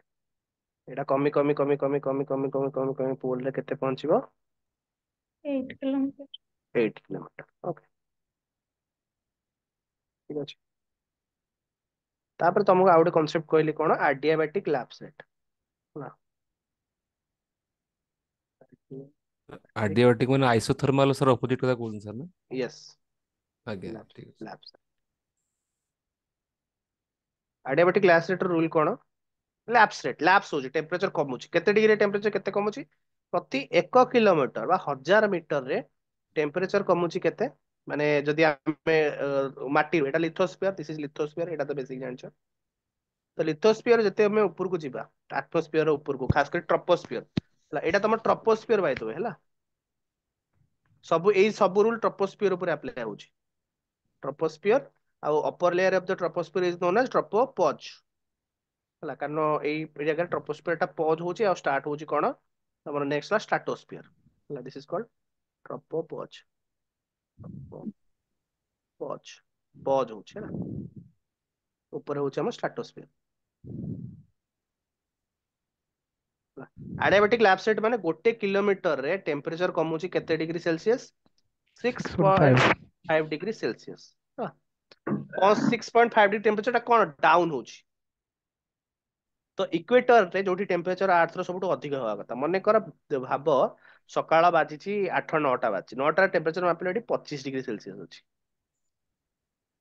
होला पोल रे माइनस रे थिबो सरी गला कथा लाइन कटि गला हो जेते समय जीव जीव ओके पोल रे अछि हमर टेम्परेचर केते कहिथिली -10 डिग्री सेल्सियस माइनस रे थिबो पोल रे टेम्परेचर टा कम थिबो सन रो डायरेक्ट लाइट पड़े नाही एटा जानिछो कि नाही तो एडियाबैटिक लैप्स रेट माने 1 किलोमीटर 6.5 तो हमें एठी 20 किलोमीटर अछि टोटल हाइट तो ट्रोपोपोज माने एई जगह रे टेम्परेचर केते हेइतो हिसाब करो 120 130 अच्छा रहिता टिके पूरा पेन टा कहीं काम करनी लाइन टा कटि गेले सेतले हम क्लास करेनी मो लैपटॉप टा टीवी इथि सब भीतर यदि चलला चलला ना लाइन आसला तो बेटर नले बंद हे जिवो तर निजर पेन टा मनु मन तार चलिवो सर इन्वर्टर सर कनेक्शन है ना ना इन्वर्टर कनेक्शन नहीं से गोटे गालुआ लैपटॉप गोटे एटा गले को दिन मु फोपाड़ी देखो मु किछि करनी से तार ऑटोमेटिक चली छी कोन कहबी याकू छाड़ो सर काली दिन रे छुट्टी अछि काली दिन रे क्लास कर दिन रे तमरो छुट्टी मोर छुट्टी नहीं आइला जाओ भाग्य होलो प्रोसेसर सर पुराना बोधे पुरुଣା नहीं 2019 रे किनिथिली चोर संस्था गोटे आसस ओहो ହେଲା ओहो यस सर ଏବେ को मानना है କିଣିବନି sir very bad sir very bad Dell HP hang नहले हबन ହଉଥିବ ଲାଇନ ଗୋଟେ सर ହଉ ଛାଡ ଆସି ଲାଇନ ଆସିଗଲା ଭାଗ୍ୟ ଭଲ टेम्परेचर हमर हां हमें एई जगह रे टेम्परेचर टा मापियार अछि हमको टेम्परेचर केते हबो 20 किलोमीटर तो 20 किलोमीटर टेम्परेचर माने 20 किलोमीटर हाइट प्रति किलोमीटर रे केते डिग्री सेल्सियस कमुची 6.5 डिग्री 6.55 सेल्सियस केते हला टोटल आंसर केते डिग्री टेम्परेचर कमिवो 130 डिग्री सेल्सियस 130 30 टा 30 ହେଲା 130 डिग्री सेल्सियस टेम्परेचर कमिवो माने सरफेस रे मनकर 25 डिग्री अछि 130 डिग्री टेम्परेचर कमिले केते हबो माइनस केते 105 -105 हाँ माइनस 105 डिग्री सेल्सियस ये हला हमर इक्वेटर ऊपर जो ट्रोपोपोज अछि तार तार टेम्परेचर एबे पोल ऊपर आस्ते ट्रोपोपोज देखियो 8 किलोमीटर तार 8 किलोमीटर प्रति किलोमीटर रे केते डिग्री सेल्सियस कमु 6.5 डिग्री सेल्सियस केते हला हमर 52 डिग्री सेल्सियस कमिवो टेम्परेचर कमिवो अछि 10 डिग्री 52 डिग्री कमिले माने एई जगह रे एई हाइट रे टेम्परेचर केते रहइबो -62 डिग्री सेल्सियस कोठी टेम्परेचर अधिक कोठी हमर कोन कोनती टेम्परेचर टा अधिक पोल रे कोठी टेम्परेचर पोल कम रे इक्वेटर रे जानि पोल रे पड़छो एटा जानछ ना इक्वेटर बेसिक ऊपर मैथमेटिक्स जोटा बड़ माइनस रे जोटा बड़ सेटा माने कोन कहंती ये रक हिसाब करा एटा जाय सन तो ସେଇଟା हाँ ସାନ हाँ ना हिसाब करा जाए तो एटा जानछ तो एटा को कहय पड़िबन तो हौ तो सेही हिसाब रे पोल टा सबटू पोल रो जो कोन कहंती ट्रोपोपॉज ये सबुठू हॉटेस्ट ଆଉ ଇକ୍ୱେଟର ला କୋଲ୍ଡେଷ୍ଟ ଏଟା କେମିତି ଦେଖ କେମିତି ଅବାଗିଆ ଲାଗୁଛି ଶୁଣିବାକୁ ଇକ୍ୱେଟର ଉପରେ ଅଛି କେମିତି କୋଲ୍ଡେଷ୍ଟ ହବ ମୁଁ ତମକୁ ମ୍ୟାଥମେଟିକାଲି ପ୍ରୁଫ କରି ଦେଖେଇଦେଲି ଏବେ ଜାଣି ପାରିଲ ହେଲା କି ନାହିଁ, ନା ଆଉ ଥରେ ବି କହିବାକୁ ପଡିବ? କୁହ ମତେ, ଯଦି ଆଉ ଥରେ କହିବାକୁ ପଡିବ ମୁଁ କହିବି, କାରଣ ଆଜି ବେଶୀ ଭିତରକୁ ମତେ ପଢେଇବାର ନାହିଁ। ହେଲା ସାର୍। ହେଲା ନେକ୍ସଟ ବୁଝିଲା ହେଲା। ସାର୍, ବୁଝିଲା ସାର୍, ଏଥର ନେକ୍ସଟ କ୍ଲିୟର ହେଇଗଲା ସାର୍। ଏଟା କଣ କହନ୍ତି ୟୁଟ୍ୟୁବ ରେ ଇଏରେ କୋଉଥିରେ ଖୋଜିବ କେହି କ୍ଲିୟର କରିବେନି। ମାନେ କଣ କହନ୍ତି, କହିଲ ବୋଲି କ୍ଲିୟର କଲି, ଏଟା କେହି ପଚାରନ୍ତିନି, ସେଥିଲାଗି କ୍ଲିୟର ହୁଏନି କାହାର ବି। ଓକେ, ଆମେ ଆଗକୁ ଯିବା। ନେକ୍ସଟ ହେଲା ଷ୍ଟ୍ରାଟୋସ୍ଫିୟର। ରିଭର ତ ଏମିତି କେହି ପଢାନ୍ତିନି ଆଉ। ହେଲା ରିଭର ଟା ଷ୍ଟ୍ରାଟୋସ୍ଫିୟର, ସାର୍ ବହୁତ ଡିପ ରେ ପଢିଲେ ସାର୍, ବହୁତ ଭଲ ଲାଗିଲା ସାର୍। ଏଟା ମନେ ରହିବା ଜରୁରୀ, ବଢେଇଲେ ତ ଠିକ ହଁ ଅଛି ସାର୍, ଗୋଟେ। ସେଇଟା ହିଁ ପ୍ରୋବ୍ଲେମ ଟିକେ ହଉଛି ସାର୍, ପ୍ରାକ୍ଟିସ କରିବାକୁ ପଡୁଛି ପୁରୁଣା ତଥାପି ହିଷ୍ଟ୍ରି ଭୁଲି ଦେଖୁଥିଲି ଆପଣଙ୍କର ହୁଁ ସାର୍, ହୁଁ ସେ ଯୋଉ ପୁରୁଣା ହିଷ୍ଟ୍ରି ଆପଣଙ୍କର ଦେଖୁଥିଲି କ୍ଲାସ ଗୁଡାକ, ହୁଁ ସାର୍ ସେଇଟା ୱାନ୍ ୱେ, କେହି ପିଲା ନା ନାହାନ୍ତି, କେହି ପିଲା ଆପଣ ନାହାନ୍ତି। ଖାଲି ଖାଲି ରେକର୍ଡିଂ ଗୁଡାକ ଯେତେବେଳେ ୱିଥ୍ ଭିଡିଓ ଥିଲା, ହଁ ଭଲ ଲାଗିଲା ସେ। ହଁ ରେକର୍ଡିଂ ମୋର ଫେସ୍ କ୍ୟାମ୍ ବି ମୁଁ ଯେତେବେଳେ ଦଉଥିଲି, କାରଣ ଜିନିଷ ହେଲା କଣ, ମତେ ଟିକେ କହନ୍ତି ବ୍ୟାକ୍ ରେ ବସି କରିବା ଭଲ ଲାଗେନି। ଫେସ୍ କ୍ୟାମ୍ ଦେଲେ କଣ କିଛି କିଛି ଜିନିଷ ଅଫଲାଇନ ରେ କାହିଁକି ପିଲା ଅଧିକ ଆକ୍ସେପ୍ଟ କରନ୍ତି ନା, ଗୋଟେ ଜଣେ ପଢେଇଲେ, ତମାନେ ବି ଟିଚର ହଉ ନା, ତ ସେଇଟା ଜାଣିଥ, ଯେତେବେଳେ ପଢଉଛ ଫେସିଆଲ ଏକ୍ସପ୍ରେସନ ରେ ବହୁତ ଜିନିଷ ଲୋକ ଧରନ୍ତି, ହ୍ୟାଣ୍ଡ ମୁଭମେଣ୍ଟ, ଜେକ୍ସଚର, ଫେସିଆଲ ଏକ୍ସପ୍ରେସନ, ସବୁ ପେଡାଗୋଜି ସବୁ ମନେ ଅଛି। ରହିଯାଏ, ସେ ହୁଁ କ୍ଲାସ ନେଇ ଅଧା ବାଟ ମନେ ରହିଯାଏ। ହୁଁ ସେଇଟା ମନେ ରହିଯାଏ। ତ କଣ ପାଇଁ ସେଇଟା ଜିନିଷଟା, ଗୋଟେ ଜଣଙ୍କ facial expression, hand movement, written style, ଏଥିରେ ବହୁତ ଜିନିଷ ଜଣା ପଡେ। ହେଲା, ହଉ ଆଉ ଗୋଟେ କଥା, ଲର୍ଡ ସବୁ ଡାଟା ଦେଇଛନ୍ତି, ହିଷ୍ଟ୍ରି ବହୁତ ଗୁଡିଏ ଡାଟା ହିଷ୍ଟ୍ରିର ଅଛି। ହିଷ୍ଟ୍ରିଟା ଆକ୍ଚୁଆଲି ହିଷ୍ଟ୍ରିର ଯୋଉ ପରିଶ୍ରମ। ଡାଟା ଦେଇଛନ୍ତି, ଏତେ ଗୁଡିଏ ଡାଟା ଦେଇଛନ୍ତି, ପୁରା ଆଉ ପଢିବାକୁ ଅଲଗା କୋଉଠୁ ପଢିବାକୁ ମାନେ ଆଉ କିଛି ପଢିବା ଦରକାର ନାହିଁ, ଦରକାର ନାହିଁ ସବୁ ବୋଧେ। ସବୁ 6ଟା ବହିରୁ ମୁଁ ଡାଟା କଲେକ୍ଟ କରିଛି, କୌଣସି ଜାଗାରୁ ପଢିବା ଦରକାର ନାହିଁ। ଅବଶ୍ୟ ସାର୍, ଆମର ନୂଆ ସାର୍ ଯେହେତୁ, ସେ ମାନେ ମୁଁ କହନି, ମୁଁ ହିଷ୍ଟ୍ରି ପଢାଏନି, ମୁଁ ଜୋଗ୍ରାଫି ସାର୍ ଏମିତିରେ ଆମର ପଢାଏ। ଏଇ ରିସୋର୍ସ ଟା ଦେଇଛନ୍ତି ହିଷ୍ଟ୍ରିର। ହିଷ୍ଟ୍ରିର ଅଛି, ତମେ ଯାଇକିନା ନାଇଁ ଓଲ୍ଡ। ସାର୍, ଆପଣ ଏବେ ଟିକେ, ହଁ ଓଲ୍ଡ ରେ ଅଛି, ଓଲ୍ଡ ମ୍ୟାଟେରିଆଲ୍ସ ଅଛି, ସେଇଠିକି ପଳେଇବ, ପୁରା ଲାଷ୍ଟରେ ତଳକୁ ଅଛି, 20ଟା ନା 25ଟା କ୍ଲାସ ଅଛି ସାର୍ଙ୍କର। ହିଷ୍ଟ୍ରିର 25ଟା କ୍ଲାସ, ଟିଜିଟି ଆର୍ଟ୍ସ ପାଇଁ ପ୍ରପର ଅଛି। ହିଷ୍ଟ୍ରିଟାରେ ଅଧିକ ପରିଶ୍ରମ ପଡିଥିଲା, ତମର ଜୋଗ୍ରାଫିରେ ଏତେ ମତେ ପରିଶ୍ରମ କରିବାକୁ ପଡିଲାନି, ବଟ୍ ହିଷ୍ଟ୍ରି ପାଇଁ। କେମିତି ହାର୍ଡ ଲେଭେଲ ହାର୍ଡ ଲେଭେଲ ମାନେ ଟିକେ ଡିପଲି କ୍ୱେଶ୍ଚନ ଆସିବ ନା ନା ସବୁ ନା ଅଳ୍ପ ନା ଲେଭେଲ? ନା ନା ନା ଟିଜିଟି ଯଦି କରିଥାନ୍ତା, ଆଉ କୋଉ ସଂସ୍ଥା କରିଥାନ୍ତା, ଡିପ୍ ଲେବୁଲ ଆସିଥାନ୍ତା। ଗୋଟେ ଚୋର ସଂସ୍ଥାଟେ କରୁଛି, ତ ସେଥିଲାଗି ସେ ଆସିବନି। ସେ ଅତି ସହଜ କୋଶ୍ଚିନ୍, ଲେବୁଲ ମାନେ ତମେ ଧରି ଦେଇ ପାରିବ, ବେଶୀ ପରିଶ୍ରମ ଦରକାର ପଡିବନି। ବଟ୍ ଯେହେତୁ ଟାଇମ ଅଛି ପଢିବା ପାଇଁ, ଆରାମସେ ପଢିକିନା ତମେ ଟିଜିଟି ଚାହିଁଲେ କ୍ଲିୟର ବି କରିପାରିବ। ହେଲା, ଏସଏସବି ଟିକେ ମାନେ କଣ, ଚୋର ସଂସ୍ଥା, ସେ ତାଙ୍କର ମନ ଇଚ୍ଛା ଆଡୁ ସାଡୁ କୋଶ୍ଚିନ୍ ଆଠୁ ତାଠୁ କପି କରିନା କରୁଥିବେ। ହେଲା, ଓପିଏସସି ଭଳିଆ କମ୍ପ୍ଲିକେଟେଡ ସେମାନେ ପଚାରିବେନି, ଡାଇରେକ୍ଟ କୋଶ୍ଚିନ୍ ସାର୍ ପଚାରିବେ। ଆପଣ ମ୍ୟାପରେ ବି ଦେଖେଇଛନ୍ତି ନା ସବୁ ପ୍ଲେସ୍ ଗୁଡାକ, ହଁ ସେ ପୁରା ହିଷ୍ଟ୍ରି ତ, ହଁ ଭିଜୁଆଲାଇଜ ହେଇଯାଉଛି ମାଇଣ୍ଡରେ। ହିଷ୍ଟ୍ରିଟା ମ୍ୟାପରେ, ହଁ ମତେ ଟିକେ ମ୍ୟାପ ରିଡିଙ୍ଗ ପସନ୍ଦ ବୋଲି ହଁ ମ୍ୟାପରେ କରିଦେଇଥିଲି ହିଷ୍ଟ୍ରି। ମୁଁ କହିଲି ପରା, ଜୋଗ୍ରାଫି ପାଇଁ ମତେ ପରିଶ୍ରମ ପଡନି, ହିଷ୍ଟ୍ରି କ୍ଲାସ ଗୁଡା ପାଇଁ ବହୁତ ପରିଶ୍ରମ ପଡୁଛି। ସାର୍ ମତେ କହିଲେ, ସାର୍ ହିଷ୍ଟ୍ରି ପଢାନ୍ତୁ, ନାଇଁ ଜୋଗ୍ରାଫି ଆମକୁ ପଢାନ୍ତୁ। ବେଶୀ ଡାଟା ଥାଏ, ଏଠୁ ସେଠୁ ଆଣିବାକୁ ପଡିବ। ନାଇଁ କଣ ସାର୍, ମ୍ୟାଡାମ ଆମକୁ ପଢଉଛନ୍ତି, ଏଇଥରକ ମ୍ୟାଡାମ ହୁଁ ପଢଉଛନ୍ତି, ସେ ପୁରା ବିଟ୍ ବାଇ ବିଟ୍ ପଢଉଛନ୍ତି, ମାନେ କ୍ଲାସରେ ମନେ ରହିଯାଉଛି। ତାପରେ ହୁଁ ଆପଣଙ୍କର ଯୋଉଟା ଦେଖିଦେଲେ ପୁରା ଟୋଟାଲି ମାଇଣ୍ଡରେ ହିଁ ସେଟେଲ ହେଇଯାଉଛି। ଆଚ୍ଛା, ମ୍ୟାଡାମ ପଢଉଛନ୍ତି? ସାର୍ ବି ଜଣେ ପଢଉଥିଲେ ହିଷ୍ଟ୍ରି, ସାର୍ ଭଲ ସାର୍ ବି। Bimalendu sir, Bimalendu sir sir madam. Sir ସାର୍ଙ୍କର ପଢଉଛନ୍ତି ଓଏସ୍ ପାଇଁ, ସାର୍ ଓହୋ ପଢଉଛନ୍ତି ଓଏସ୍ ସିଏ ପିଜିଟି ସାର୍। ପାଇଁ, କିନ୍ତୁ ଆମର ଯୋଉ ମ୍ୟାଡାମ ପଢଉଛନ୍ତି, ସେ ପିଜିଟି ପାଇଁ ପଢଉଛନ୍ତି। ଆଚ୍ଛା ଆଚ୍ଛା ଆଚ୍ଛା, ନାଇଁ ତାଙ୍କୁ ବି ସାର୍, ଭିତ୍ତିନଟା ଉପରେ ଅଛି ହଁ ସେଇଥିପାଇଁ। ନାଇଁ ନାଇଁ, ସାର୍ ଆକ୍ଚୁଆଲି କହିଲି ବା, ପ୍ରଫେସନାଲ ଯିଏ ଆକ୍ଚୁଆଲି ହିଷ୍ଟ୍ରି ପଢିକିନା ପଢଉଛି, ସିଏ ତାଠୁ ପଢିବା ବେଟର। ମୁଁ କଣ, ମୁଁ ମାନେ କଣ, ନିଜେ ପଢୁଛି, ନିଜେ ରିସର୍ଚ୍ଚ କରୁଛି, ତମକୁ କେମିତି ପଢେଇ ହବ ସେଇ ହିସାବରେ କରିକିନା ପଢୁଛି। ହେଲା, ମୁଁ ପ୍ରଫେସନାଲ ନୁହେଁ, ହିଷ୍ଟ୍ରି ମୋର ନିଜର ଇଏ ନାହିଁ, କି ଜୋଗ୍ରାଫି ବି ନୁହେଁ। ବଟ୍ ସେଇଟା ହେଲା, ପିଲା ରିଲେଟ କରୁଛନ୍ତି ବୋଲି ଚାଲିଛି। ସାର୍ ଆପଣଙ୍କର ଦୋକାନ କୋଉ ଦୋକାନ ସବଜେକ୍ଟ ତାହେଲେ କଣ, ହିଷ୍ଟ୍ରି ନା ଜିଓଗ୍ରାଫି? ମୋ କୋର୍ସ, ମୁଁ ଗୋଟେ ସାର୍ ମାନେ କଣ ଟେକ୍ନିକାଲ କହନ୍ତି, ପିଲା। ଟେକ୍ନିକାଲ ହେଲା, ଇଞ୍ଜିନିୟର ମୁଁ ଗୋଟେ ଜଣେ। ସେଇ ଯାହା ହଉ ଟେକ୍ନିକାଲ ଆପଣ ଲାଇନରେ ଇଞ୍ଜିନିୟର ସବୁ ହେଇକି ଏତେ ବଢିଆ ପଢଉଛନ୍ତି। ହେଲା ବଢିଆ ପଢଉଛନ୍ତି। ସାର୍ ହେଲା, ଆପଣଙ୍କର କୋଉ ସବଜେକ୍ଟ ଥିଲା ସାର୍ ବିଟେକ୍ ରେ, କୋଉଥିରେ? ମୁଁ ହେଲି ଅଟୋମୋବାଇଲ ଇଞ୍ଜିନିୟର। ଓହୋ, ଆଚ୍ଛା ଆଚ୍ଛା, ଅଟୋମୋବାଇଲ। ନାଇଁ ସାର୍, ଆକ୍ଚୁଆଲି ଆପଣଙ୍କର ଯେହେତୁ ଟେକ୍ନିକାଲ ନଲେଜ ଅଛି, ଏଇଗୁଡାକ ସବୁ ସେମିତି ଟେକ୍ନିକାଲ ୱେରେ ପଢଉଛନ୍ତି ବୋଲି ଇଣ୍ଟରେଷ୍ଟିଂ ଲାଗୁଛି। ଆଉ ବାକି ଆମେ ଏଇ ଘଷା ପିଟା ମେଥଡରେ ପଢିକି ଆସିଛୁ ନା, ସେଇଥିପାଇଁ ମାଇଣ୍ଡରେ ପଶୁନଥିଲା। ହଉ, ଚାଲ ଚାଲ ଆଗକୁ ଯିବା, ଆମେ ଷ୍ଟ୍ରାଟୋସ୍ଫିୟର ପଢିବା। ଆଜି ସାରିଦବା, ଆଜି କଣ ଏଇଟା ସାରିଦବା ହେଲା। ସାର୍ କାଟି ଦିଅନ୍ତୁ ସାର୍, ବହୁତ ବହୁତ ଅଛି, ସାରିଦବା।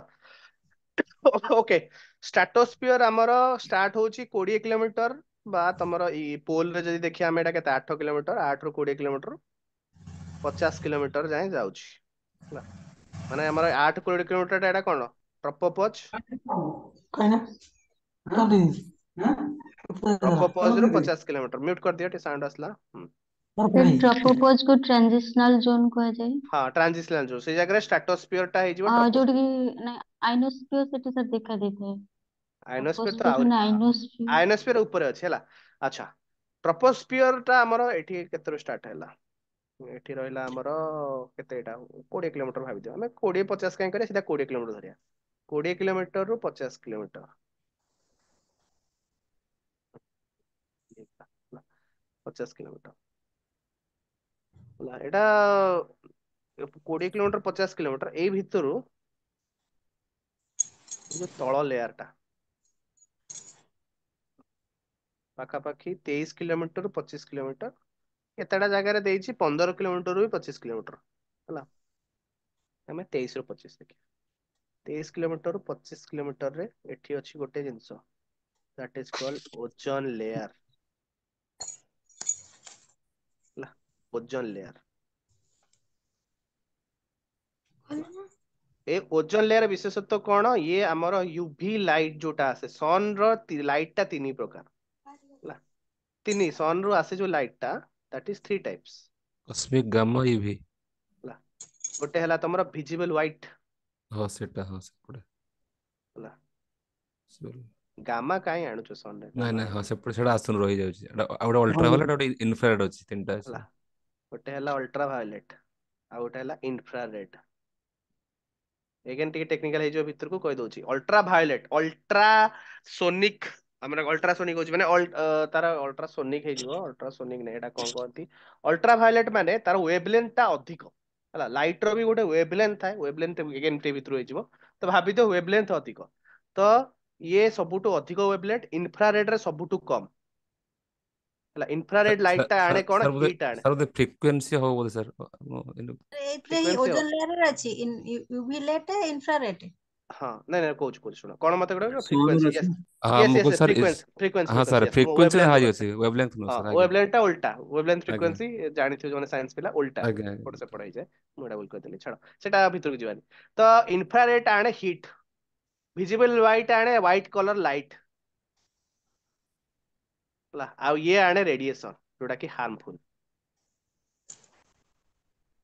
ओके तो सन रो लाइट टा जते बळे आसे हला एई हमर कोन कहंती स्ट्राटोस्फियर रे कोन हुए ना ए जो यूवी लाइट टा एठी ओजोन सहित रिएक्शन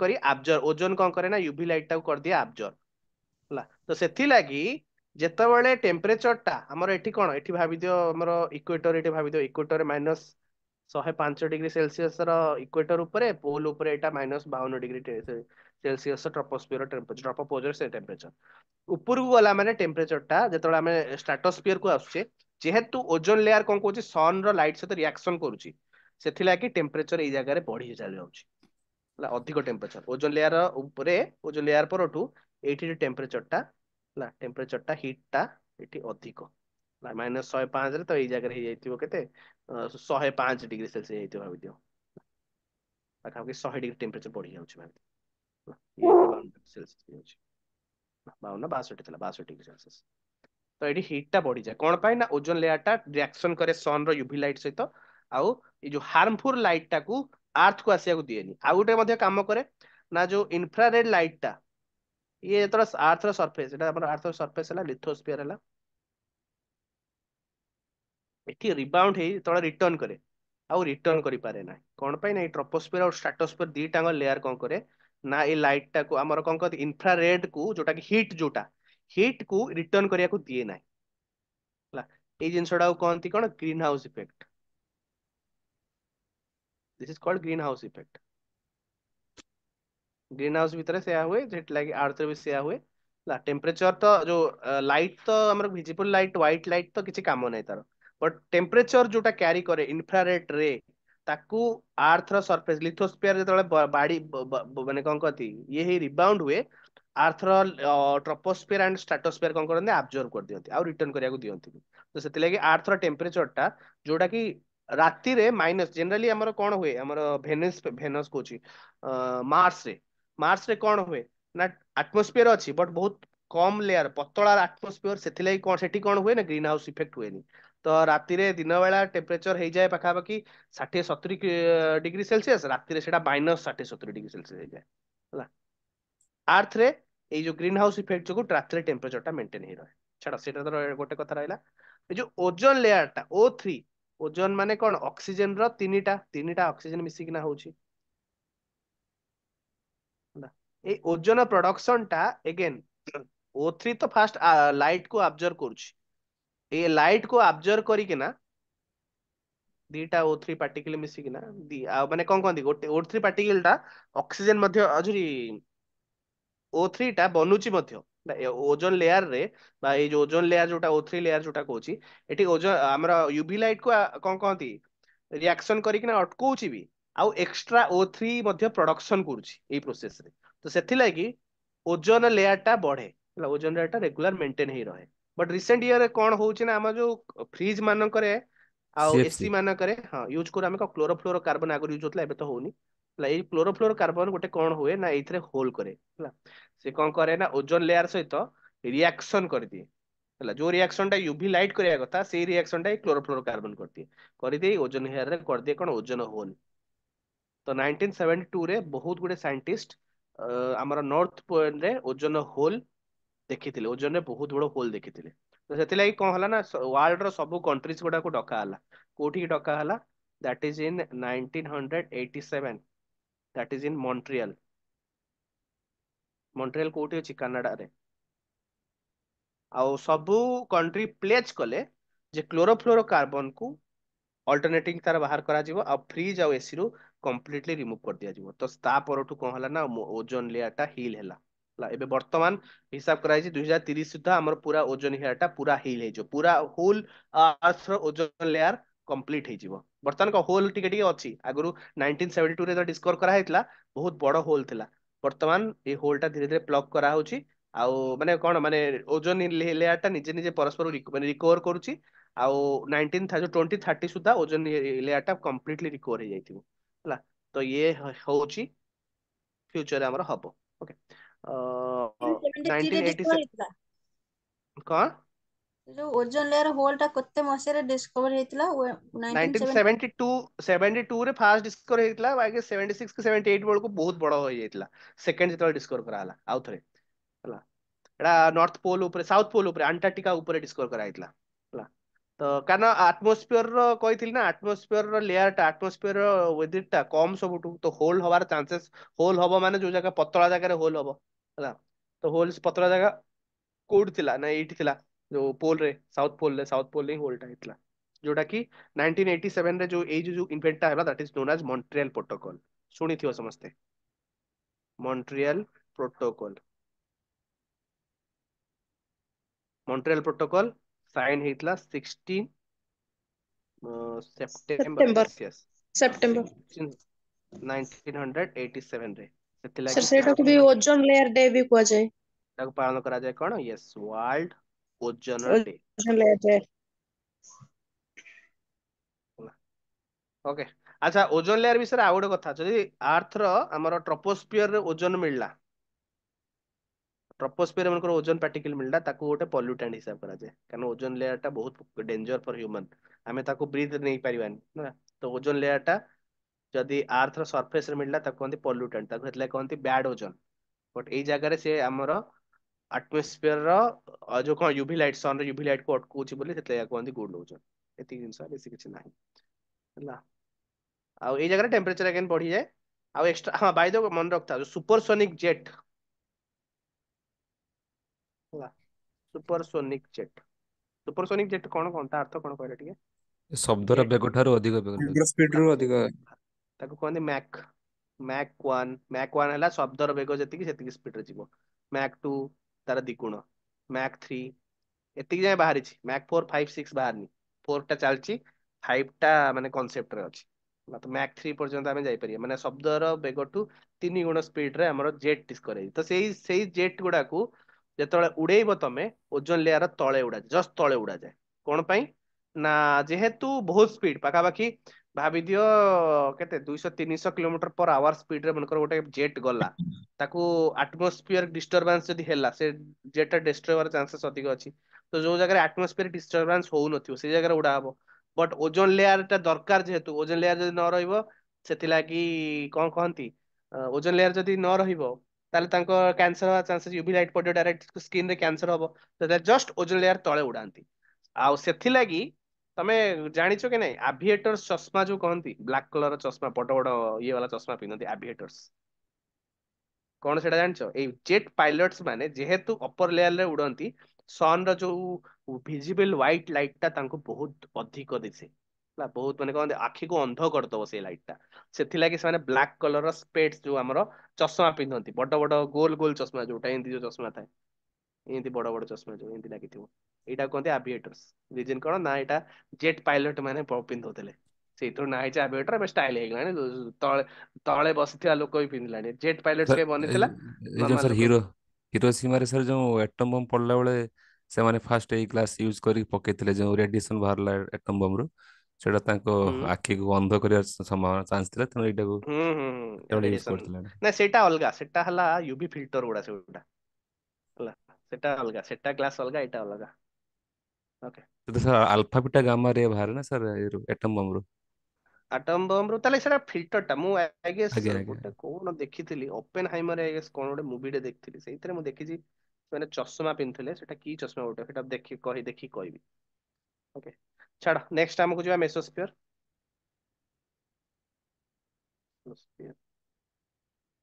ମେସୋସ୍ଫିୟର ରେ ଏଗେନ୍ ଟେମ୍ପରେଚର ଡ୍ରପ ହବ ଟେମ୍ପରେଚର ଏଇ ଜାଗାରେ ଏଗେନ୍ ଡ୍ରପ ହଉଛି ଏଟା ହଉଛି କେତେ ରୁ କେତେ 50 ରୁ 80 କିଲୋମିଟର সেটা 20 ରୁ 50 ଇଏ 50 ରୁ 80 କିଲୋମିଟର ଏଇଥିରେ ବିଶେଷ କିଛି ନାହିଁ ଟେମ୍ପରେଚର ଆର୍ଥ ର ଆଟମୋସ୍ଫିୟର ର ସବୁଠୁ ଲୋଏଷ୍ଟ ଟେମ୍ପରେଚର ମେସୋସ୍ଫିୟର ରେ ଫିଲ୍ ହୁଏ ହେଲା ଆର୍ଥ ଆଟମୋସ୍ଫିୟର ର ସବୁଠୁ ଲୋଏଷ୍ଟ ଟେମ୍ପରେଚର କୋଉଠି ଫିଲ୍ ହୁଏ ନା ଆମର ମେସୋସ୍ଫିୟର ଦିସ୍ ଇଜ ମେସୋସ୍ଫିୟର सर आउ थोड़ी रिपीट करिवे ଯେତେବେଳେ ଆମର ଟ୍ରୋପୋସ୍ଫିୟର ହେଲା ଟ୍ରୋପୋସ୍ଫିୟର ରେ ଲ୍ୟାପ୍ସ ରେଟ୍ ଲାଗିଲା ତାର ଏଣ୍ଡ ଟାକୁ କହିଲା କଣ ଟ୍ରୋପୋପଜ ତାପରେ ମେସୋସ୍ଫିୟର ଆମର କଣ କହିଲି ଷ୍ଟ୍ରାଟୋସ୍ଫିୟର ରହିଲା ଷ୍ଟ୍ରାଟୋସ୍ଫିୟର ଟେମ୍ପରେଚର କାହିଁକି ଅଧିକ ହେଲା କାରଣ କଣ ପାଇଁ ହେଲା ଓଜୋନ ଲେୟର ର ଯୋଉ ରିଆକ୍ସନ ଓଜୋନ ଲେୟର କୁ ୟୁଭି ଲାଇଟ ର ରିଆକ୍ସନ ହେଲା ତାର ସେଥିଲାଗି ଟେମ୍ପରେଚର ଏଠି ଅଧିକ ହେଇଗଲା ତାପରେ ଏଗେନ୍ ସେଇ ଲେୟର ଟା ଖସିଗଲା ପରେ ଷ୍ଟ୍ରାଟୋସ୍ଫିୟର ଯୋଉଠି ସରିଲା ତାକୁ ହେଲା ଷ୍ଟ୍ରାଟୋପୋଜ ର ଉପରକୁ ରହିଲା କଣ ମେସୋସ୍ଫିୟର ମେସୋସ୍ଫିୟର ରେ ଏଗେନ୍ ଆଡିଆବେଟିକ ଲ୍ୟାପ୍ସ ରେଟ୍ ର ରୁଲ ଲାଗିବ ତା ଅର୍ଥ ଯେତେ ଆମେ ହାଇଟ କୁ ଯିବା ଟେମ୍ପରେଚର କମି କମି ଯିବ ବଟ ଏଇଟା ଆର୍ଥ ର କଣ କହନ୍ତି ଇଏରୁ ମାନେ କଣ କହନ୍ତି ଆର୍ଥ ଲୋୟର ଆଟମୋସ୍ଫିୟର ରୁ ଏତେ ଉପରେ ଅଛି ଯେ ଟେମ୍ପରେଚର ବହୁତ କମିଯାଏ ହେଲା ଏଇ ଜାଗାରେ ଆର୍ଥ ର ଲୋଏଷ୍ଟ ଟେମ୍ପରେଚର ଫିଲ୍ ହୁଏ କୋଉଠି ମେସୋସ୍ଫିୟର ତାପରେ ନେକ୍ସଟ ହେଲା ତମର ସବୁଠୁ କଣ୍ଟ୍ରୋଭର୍ସିଆଲ ଆଉ ଇମ୍ପୋର୍ଟାଣ୍ଟ ଦ୍ୟାଟ ଇଜ ଥର୍ମୋସ୍ଫିୟର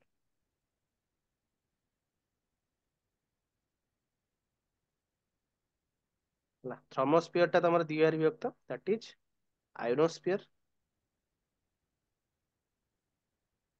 ଆଉ ଗୋଟେ ହେଲା ଏକ୍ସୋସ୍ଫିୟର ଏଇ ଜାଗାରେ ଯୋଉ କହୁଥିଲ କଣ ସେଇ ରେ ଗୁଡା ବାକି ରେ ଗୁଡା ଯୋଉ ବଞ୍ଚିଲା କଣ ଗୋଟେ କହୁଥିଲ ଏବେ कॉस्मिक गामा ୟେସ୍ ଯେତେକ ଗାମା ରେ କସ୍ମିକ ରେ ଆଲଫା ବିଟା ଯାହା ବି ତମେ ଶୁଣିଛ ରେ ସବୁ କଣ କରେ ନା ଆୟୋନୋସ୍ଫିୟର ର ଲେୟର ରେ ଆସି ବମ୍ବାର୍ଡ ହୁଅନ୍ତି ତ ସେଥିଲାଗି ଏଠି ଟେମ୍ପରେଚର ଟା ବଢିଯାଏ ନା ଟେମ୍ପରେଚର ଏଠି ବଢିଯାଏ ଏଇଟାକୁ କହନ୍ତି ଟେମ୍ପରେଚର ଇନଭର୍ସନ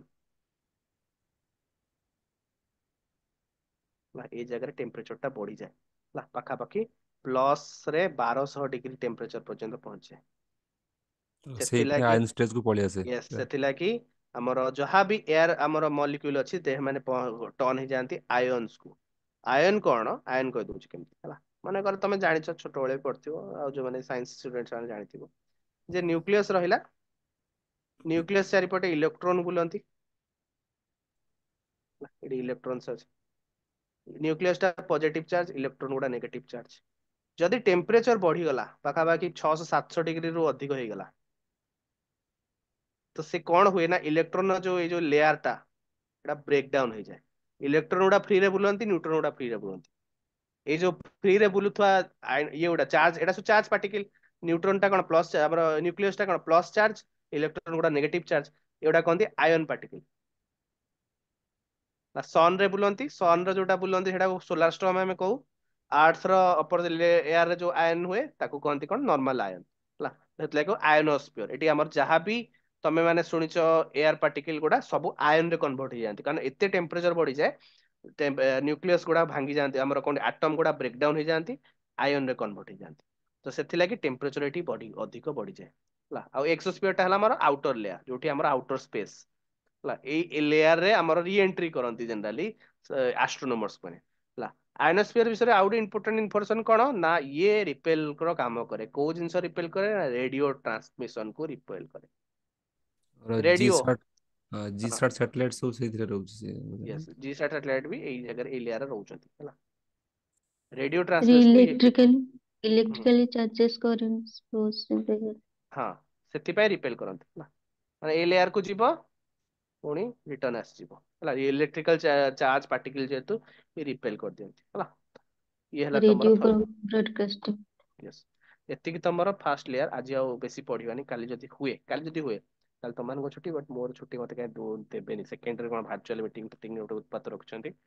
जदी मिडिला बेटर कथा, न मिडिला जदी देखिया काली जदी हबो क्लास करबी आ।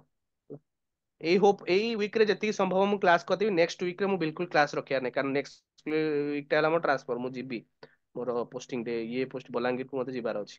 तो नेक्स्ट वीक रे मु सेटल हेबी तो मते क्लास में प्रोबब्ली किछि रखिया माने मिडिबनी। तापर वीक रो स्टार्ट करबी सर फेब्रुआरी वेस्टर्न रो Odisha second. Balangir yes yes western Odisha Balangir sir. ना पोस्टिंग मोर सेठी କୋଉ स्टार्ट ଜାଗା ला। ସାର୍? हां ବଲାଙ୍ଗୀରର କୋଉ place sir? Balangir town Balangir ITI रे प्रॉपर वर्तमान posting. Balangir yes proper Balangir ITI रे वर्तमान पोस्टिंग सर हेछि मोर। को college ITR ITI ITR ITI हाँ रे वर्तमान आईटीआई रे टीचर आ तम मन को पढौचे आईटीआई पिला के पढेबी आ। सर भवानीपाटना ଆସିଲେନି ଭବାନୀପାଟଣା भवानीपटना ITI नथिला, भवानीपटना नथिला मोर जोटा मु करूथली सेटा नथिला। ଏଠି CTTC ଅଛି ସାର୍। हाँ सीटीटीसी तो अच्छी। सीटीटीसी रे हमको मिलिबनी। आमे ओडिशा गवर्नमेंट सेटा हला सेंट्रल गवर्नमेंट तो सीटीटीसी मिलिबनी। भवानीपटना रे ଆଜ୍ଞା थिला ସାର୍। देखिया जदि भाग्य रे थिबो ताहले गोटे 2 वर्ष भितरे पुणी बुलिया रे तो अछि। वर्तमान मते 10 वर्ष पर्यंत पश्चिम ओडिशा पूरा गस्त करेबे तो मु जाहाले हाबुड़ रे पड़िबी समतमान भितर कहार कहार। सर ବଲାଙ୍ଗୀର ଆସିଲେ ସାର୍ ଆସନ୍ତୁ ମୁଁ ସାର୍। ଭଦ୍ରକ ବି ଭବାନୀପାଟଣାରେ ଅଛି ଯିବେ। ରହୁଛି ସାର୍। अच्छा ମୁଁ ବଲାଙ୍ଗୀରରେ ଅଛି ସାର୍। अच्छा हला ताले भल हला देखा हवा कोन नोटे आ। ଆଜ୍ଞା ଆଜ୍ଞା ଆଜ୍ଞା ସାର୍। सर मोर हाँ नुआपड़ा नुआपड़ा अच्छा नुआपड़ा रे नाई मोर मु ହୁଁ भवानीपटना जाई परिबी, नवरंगपुर जाई परिबी, संबलपुर ने संबलपुर ने झारसुगुड़ा जाई परिबी। आउ तापर बाकी था ईस्टर्न ओडिशा रहिला आ। ସାର୍ ମୁଁ एतिकी जगह जाए। ଭବାନୀପାଟଣାରେ ଅଛି ଆଉ। हाँ जीवा भवानीपटना जति केबे हो जीवा। सर एबे भुବनेश्वରରେ कणा ଆଜ୍ଞା ସାର୍। एबे कौन कहू एबे सर कोठी भुवनेश्वରରେ एबे भुवनेश्वर मोर ट्रेनिंग एबे चलथला कोठी अछंती भुवनेश्वर आज अपना आई मीन भुवनेश्वर। सर मु भुवनेश्वरର। अच्छा ମୁଁ ତ ଚାଲିଗଲି ଭୁବନେଶ୍ୱରରୁ ଛାଡିକି ନା ଆଉ ଏବେ ଆଉ କହିଲେ କିଛି ଲାଭ ନାହିଁ। ଏବେ ବଲାଙ୍ଗୀର ପିଲା ଯାହା କହିବେ। ହଁ ସାର୍ ମୁଁ ତ ଅଛି ସାର୍ ସାର୍ ବଲାଙ୍ଗୀରରେ ଏଇ ଅଛି ଯୋଉ ସାର୍। ଆପଣ ଜିଓଗ୍ରାଫି କ୍ଲାସ ହେଲା ସାର୍ ହୁଁ କହ। ସାର୍ ଏଇ ଯୋଉ ଜିଓଗ୍ରାଫି କ୍ଲାସ ହେଲା ଆର ରେକର୍ଡେଡ କ୍ଲାସ ଆଭେଲେବଲ ହେଇପାରୁଛି? ହଁ ହଁ ରେକର୍ଡିଂ କ୍ଲାସ ହଁ ମିଳିଯାଉଛି। Recording class within either sir sir କୋଉଥିରେ ସେଇ ଯୋଉ ଜିଓଗ୍ରାଫିରେ ଓଭରଭ୍ୟୁ ରେ ମିଳିବ? ଓଭରଭ୍ୟୁ ରେ ମିଳିବନି ତମର କଣ ରିସୋର୍ସ ସେଟା ଗୋଟେ ରିସୋର୍ସେସ ରେ ମିଳିବ। ସାର୍ ଯଦି ଚାହିଁଥିବେ ଅପଲୋଡ କରିଦେବେ ରାତି 12ଟା ଭିତରେ ନହେଲେ କାଲି ସକାଳେ। ସାର୍ ରିସୋର୍ସେସ ରେ ମୁଁ ଟଚ୍ କଲା ପରେ ସେଇଟା ଲେଖୁଛି ଫାଇଲ ନଟ୍ ଆସେସେଡ୍ କଣ ଲେଖୁଛି ଗୋଟେ। ଆଚ୍ଛା ଫାଇଲ ନଟ୍ ଆସେସେଡ୍ ଲେଖୁଛି ତାହେଲେ ଟିକେ ମୋର ସାର୍ କିଛି ସହିତ ବି ଶୋ କଣ୍ଟାକ୍ଟ କର। କରୁନି। ସାର୍ ଆଡ୍ କରିନାହାନ୍ତି ତମକୁ ସାର୍ ଙ୍କ ସହିତ କଥା ସାର୍ ଆଡ୍ କରିନାହାନ୍ତି ନହେଲେ କଣଟେ ହେଇଥିବ ତମକୁ ହୁଁ ଆକ୍ସେସ ଦେଇନାହାନ୍ତି। ବୀରେନ୍ ସାର୍ ସହିତ କଥା ହେଲେ ବୀରେନ୍ ସାର୍ କହିଦେବେ ହେଲା। ନହେଲେ ତ ଆଜ୍ଞା ଓଭରଭ୍ୟୁ ପରେ ରିସୋର୍ସ ଯାଇକି କଲେ ଚାଲିବା କଥା ସବୁ ହୁଁ ଠିକ। ମୋର ଓଲ୍ଡ ନାଇଁ କ୍ଲାସ୍ ସାର୍ ବି ମୋର ପାଇବ କିଛି ନ୍ୟୁ କ୍ଲାସ୍ ଚାଲୁନି ବି ତ ପାଇବ। ସେଇଥିପାଇଁ। ହଁ ଆଚ୍ଛା ହଁ ପଚାରି ଦିଅ, କିଛି ନାହିଁ, ସାର୍ ତ ଆଜ୍ଞା ଆଭେଲେବୁଲ ଥିବେ। ହୁଁ ଏବେ ରାତି ଅଧିଆ ଅବଶ୍ୟ କଲ୍ କରିବନି, ସନ୍ଧ୍ୟା ହେଲେ ଟିକେ ବେଟର, ସାର୍ ଭାରି ବ୍ୟସ୍ତ, ହଉ ରାତି ସାର୍ ଅଧିଆ କଲ୍ କାଲି ସବୁ ଯାଉଛି। କରିବି। ଠିକ ଅଛି। ହଉ ଆଜି ଆଉ ପଢେଇ ହେଲାନି ଠିକ। କାରଣ ଏ ଲାଇନ ଉତ୍ପାତ କଲା, ନହେଲେ ଆଜି ମୁଁ ସାର୍ ମ୍ୟାମ ନେକ୍ସଟ କ୍ଲାସ ରେ ଆପଣ କୋଉ ଟପିକ ଉପରେ ଆଲୋଚନା କରିବେ ପ୍ରିଭିୟସ ଟିକେ ଦେଇଦେଲେ ଭଲ ହବ। ହଁ ହଁ ହଁ ମୁଁ ନେକ୍ସଟ ଏଇଟା ଆକୁଟି ବଢିଆ ଷ୍ଟାର୍ଟ ତ କରିଦେଇଛି, କ୍ଲାଇମେଟ ରୁ ଟିକେ ହୁଁ ଆଗକୁ ଯିବା ଆଉ। ମନସୁନ ଟା ଯେହେତୁ ଦରକାର ଅଛି, ମନସୁନ ଟା ପଢେଇଲେ ସରିଲା, ଆମର ମେନ୍ କ୍ରସ ଟା ସରିଗଲା, ଯୋଉଟା ଏକ୍ସାମ ପାଇଁ ବହୁତ ଦରକାର।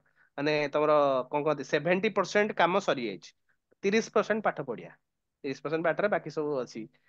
ଟିକେ ଇଏ ଖାଲି ଯେହେତୁ ଟିକେ ଏକ୍ସାମ ପାଇଁ ପ୍ରିପେୟାର ହବାର ଅଛି ମନେକର, ତ କାହିଁକି ଆମେ ସବୁ ଜିନିଷ ଉପରେ ଫୋକସ ନ କରିବା। ସେଥିପାଇଁ ମୁଁ ଏବେ ଏଇ କ୍ଲାସ ଗୁଡା ଛୋଟ, ମାନେ କ୍ଲାଇମେଟ ପଢେଇବି, କ୍ଲାଇମେଟ 2-3ଟା କ୍ଲାସ ସରିବ, ଆଉ 7-8ଟା କ୍ଲାସ ଯେମିତି ନଉଥିଲା ଫିଜିକାଲ ଜିଓଗ୍ରାଫି ଆଣ୍ଡ ରିଭର, ସେତେ ଆଉ ନବନି, ଏ ଅଳ୍ପ କ୍ଲାସରେ ସବୁ ସରିବ। ଡିସ୍କସନ ପାଇଁ ଟିକେ ଟାଇମ ରଖିବା ଆଉ, ଡିସ୍କସନ କରି ହଉଥିବ ଯେମିତି ଆଉ ଏକ୍ସାମ ପାଇଁ ଆଉ। ଆଚ୍ଛା ଯୋଉ ଟେଷ୍ଟ ଆଜ୍ଞା ଗୁଡାକ ସାର୍। ଅଛି ସାର୍, ସେଇ ଟେଷ୍ଟ ଟା ପ୍ରାକ୍ଟିସ କଲେ ତ ସେଥିରୁ ଆସିବ ବୋଲି ଲାଗୁଛି ସାର୍। ଟେଷ୍ଟ ପ୍ରାକ୍ଟିସ କଲେ ଆସିବ, ତାପରେ ତମ ମାନଙ୍କୁ ବହି କଥା ମୁଁ କହିଛି, ଆଉ ଥରେ ଯଦି କହିବ କହିଦେବି, ଆଜ୍ଞା କୋଉ ସାର୍। ବୁକ୍ ଦରକାର ସେ ବୁକ୍। ଆଜ୍ଞା ସମସ୍ତେ ମାନେ ଟେଷ୍ଟ ଉପରେ ଡିପେଣ୍ଡ କର, ମାନୁଛି ସାର୍ କହିଛନ୍ତି, ସାର୍ଙ୍କ ଭଲ କୋଶ୍ଚିନ୍, ମୁଁ ବି କୋଶ୍ଚିନ୍ ବନଉଛି, ମୋର କୋଶ୍ଚିନ୍ ବି ଖରାପ ନୁହେଁ, କାରଣ ମୁଁ ପିଜିଟି ଆଜ୍ଞା ପିଲାଙ୍କୁ ପଢଉଥିଲି, ଯାହା ବି କହିଥିଲି ଆସିଥିଲା। ତାପରେ ମୁଁ ଟିକେ ସାର୍। ପ୍ରେଡିକ୍ସନ ଭଲ କରିପାରେ, ବଟ୍ ଜିନିଷ ହେଲା କଣ, and end of the day ମୁଁ ପ୍ରେଡିକ୍ସନ କରୁଛି, ମୁଁ ଅନୁମାନ କରୁଛି, ମୋ ଅନୁମାନ ଟା ଠିକ ହେଇପାରେ ଭୁଲ ହେଇପାରେ, ତ ସେଥିଲାଗି ଆଜ୍ଞା ଆମେ ବେଟର କଣ କରିବା ନା, ମାର୍କେଟରେ ଯାହା ବି ଆମ ପାଖରେ ରିସୋର୍ସେସ୍ ଆଭେଲେବଲ ହଉଛି ଆମେ କିଣିଦବା। ସାର୍ ମୁଁ ସାର୍। ତରୁଣ ଗୋଏଲ କହିଥିଲେ ସାର୍ ନା ଆପଣ? ତରୁଣ ଗୋୟଲ କହିଥିଲି, ଆଣ୍ଡ ଏସଏସସି ସିଜିଏଲ ର ଯୋଉ କଣ ଆଜ୍ଞା। କହନ୍ତି ଏଟା କି ପବ୍ଲିକେସନ, ବାରମ୍ବାର ଭୁଲି ଯାଉଛି, ଆରିଆନ ନା ନା ଆରିଆନ ଏଟା ଆରିଆନ ଆଚ୍ଛା ପବ୍ଲିକେସନ କଥା କହିଥିଲି। ଆର୍ ଏସ୍ ଅଗ୍ରୱାଲ ପିନାକିଲ ନା କଣ? ନାଇଁ ନାଇଁ ହଁ ରାକେଶ ଯାଦବ ନା କଣ? ରାକେଶ ୟାଦବ କହିଥିଲି, ଆଉ ଗୋଟେ ଆରିଆନ ପବ୍ଲିକେସନ କହିଥିଲି, ଆଉ ଗୋଟେ କିରଣ ପବ୍ଲିକେସନ, ତିନିଟା କହିଥିଲି। ଏ ତିନିଟା ଯଦି ପାଇବ, ଯାହା ବି ଗୋଟେ ଧରି ଆସିଲେ କାଫି ହେଲା। ତ ସେଟା ଆର୍ ସାର୍ ଏସ୍ କୋଶ୍ଚିନ୍, ସେଟା ସାର୍ ସେଟା କେବଳ ଜୋଗ୍ରାଫିର? ସେଟା ନାହିଁ ନାହିଁ ସବୁ, ମାନେ ଜିକେ ପାଇଁ ସବୁ, ମ୍ୟାଥ ପାଇଁ କରିବା ଅଛି ମ୍ୟାଥ ପାଇଁ ଆଣିପାରିବ, ଇଏ ପାଇଁ ଯାହା ପାଇଁ ଦରକାର ଯାହା ଆଣିବ, ଜିକେ ପାଇଁ ସେଇଥିରେ ଖାଲି ହେଲା। ମୁଁ ଯୋଉଟା ଏଇ ଆର୍ କହୁଛି ଏସ୍ ଅଗ୍ରୱାଲ ଟା କେମିତି ଅଛି ସାର୍? ଆର୍ ଏସ୍ ଅଗ୍ରୱାଲ ଆରେ ସଗୋୱାଲ କଣ ବୁକ୍ ଆମର ଇଏ ଏସ୍10 ପବ୍ଲିକେସନ ସାର୍। କଣ ସେଟା ମାନେ ଏମସିକ୍ୟୁ ଅଛି ନା? ଆମର ହଁ ଏମସିକ୍ୟୁ ସାର୍। ଆରେ ସେମିତି ଦେଖିନି ସେଟା, ମତେ ଟିକେ ପାରିବ ଯଦି ଟିକେ ତାର କଣ୍ଟେଣ୍ଟ କି କୋଶ୍ଚିନ୍ ଟିକେ ପଠେଇଲେ ଯଦି ମୁଁ କହିଦେବି ସାର୍ ହେଲା। ସାର୍। ହଉ ହଉ ଠିକ ଅଛି, ଆଉ କିଛି ଇସୁ ନାହିଁ, 11ଟା ହେଇଗଲାଣି ନା, ମୁଁ ଖାଇନି, ଆଜ୍ଞା ମୁଁ ସାର୍। ଖାଏ ଗୁଡ୍ ନାଇଟ୍ ସାର୍। ହେଲା। ହଉ ଗୁଡ ହଁ ନାଇଟ୍ ଟୁ ଅଲ୍ ହଁ ହେଲା, ଦେଖା ହବ ଗୁଡ୍ ନାଇଟ୍ ପ୍ରୋବାବଲି ସାର୍। ଆଜ୍ଞା କାଲି ସାର୍। ନହେଲେ good night sir. Next class, ଯା good night sir. Good night to all.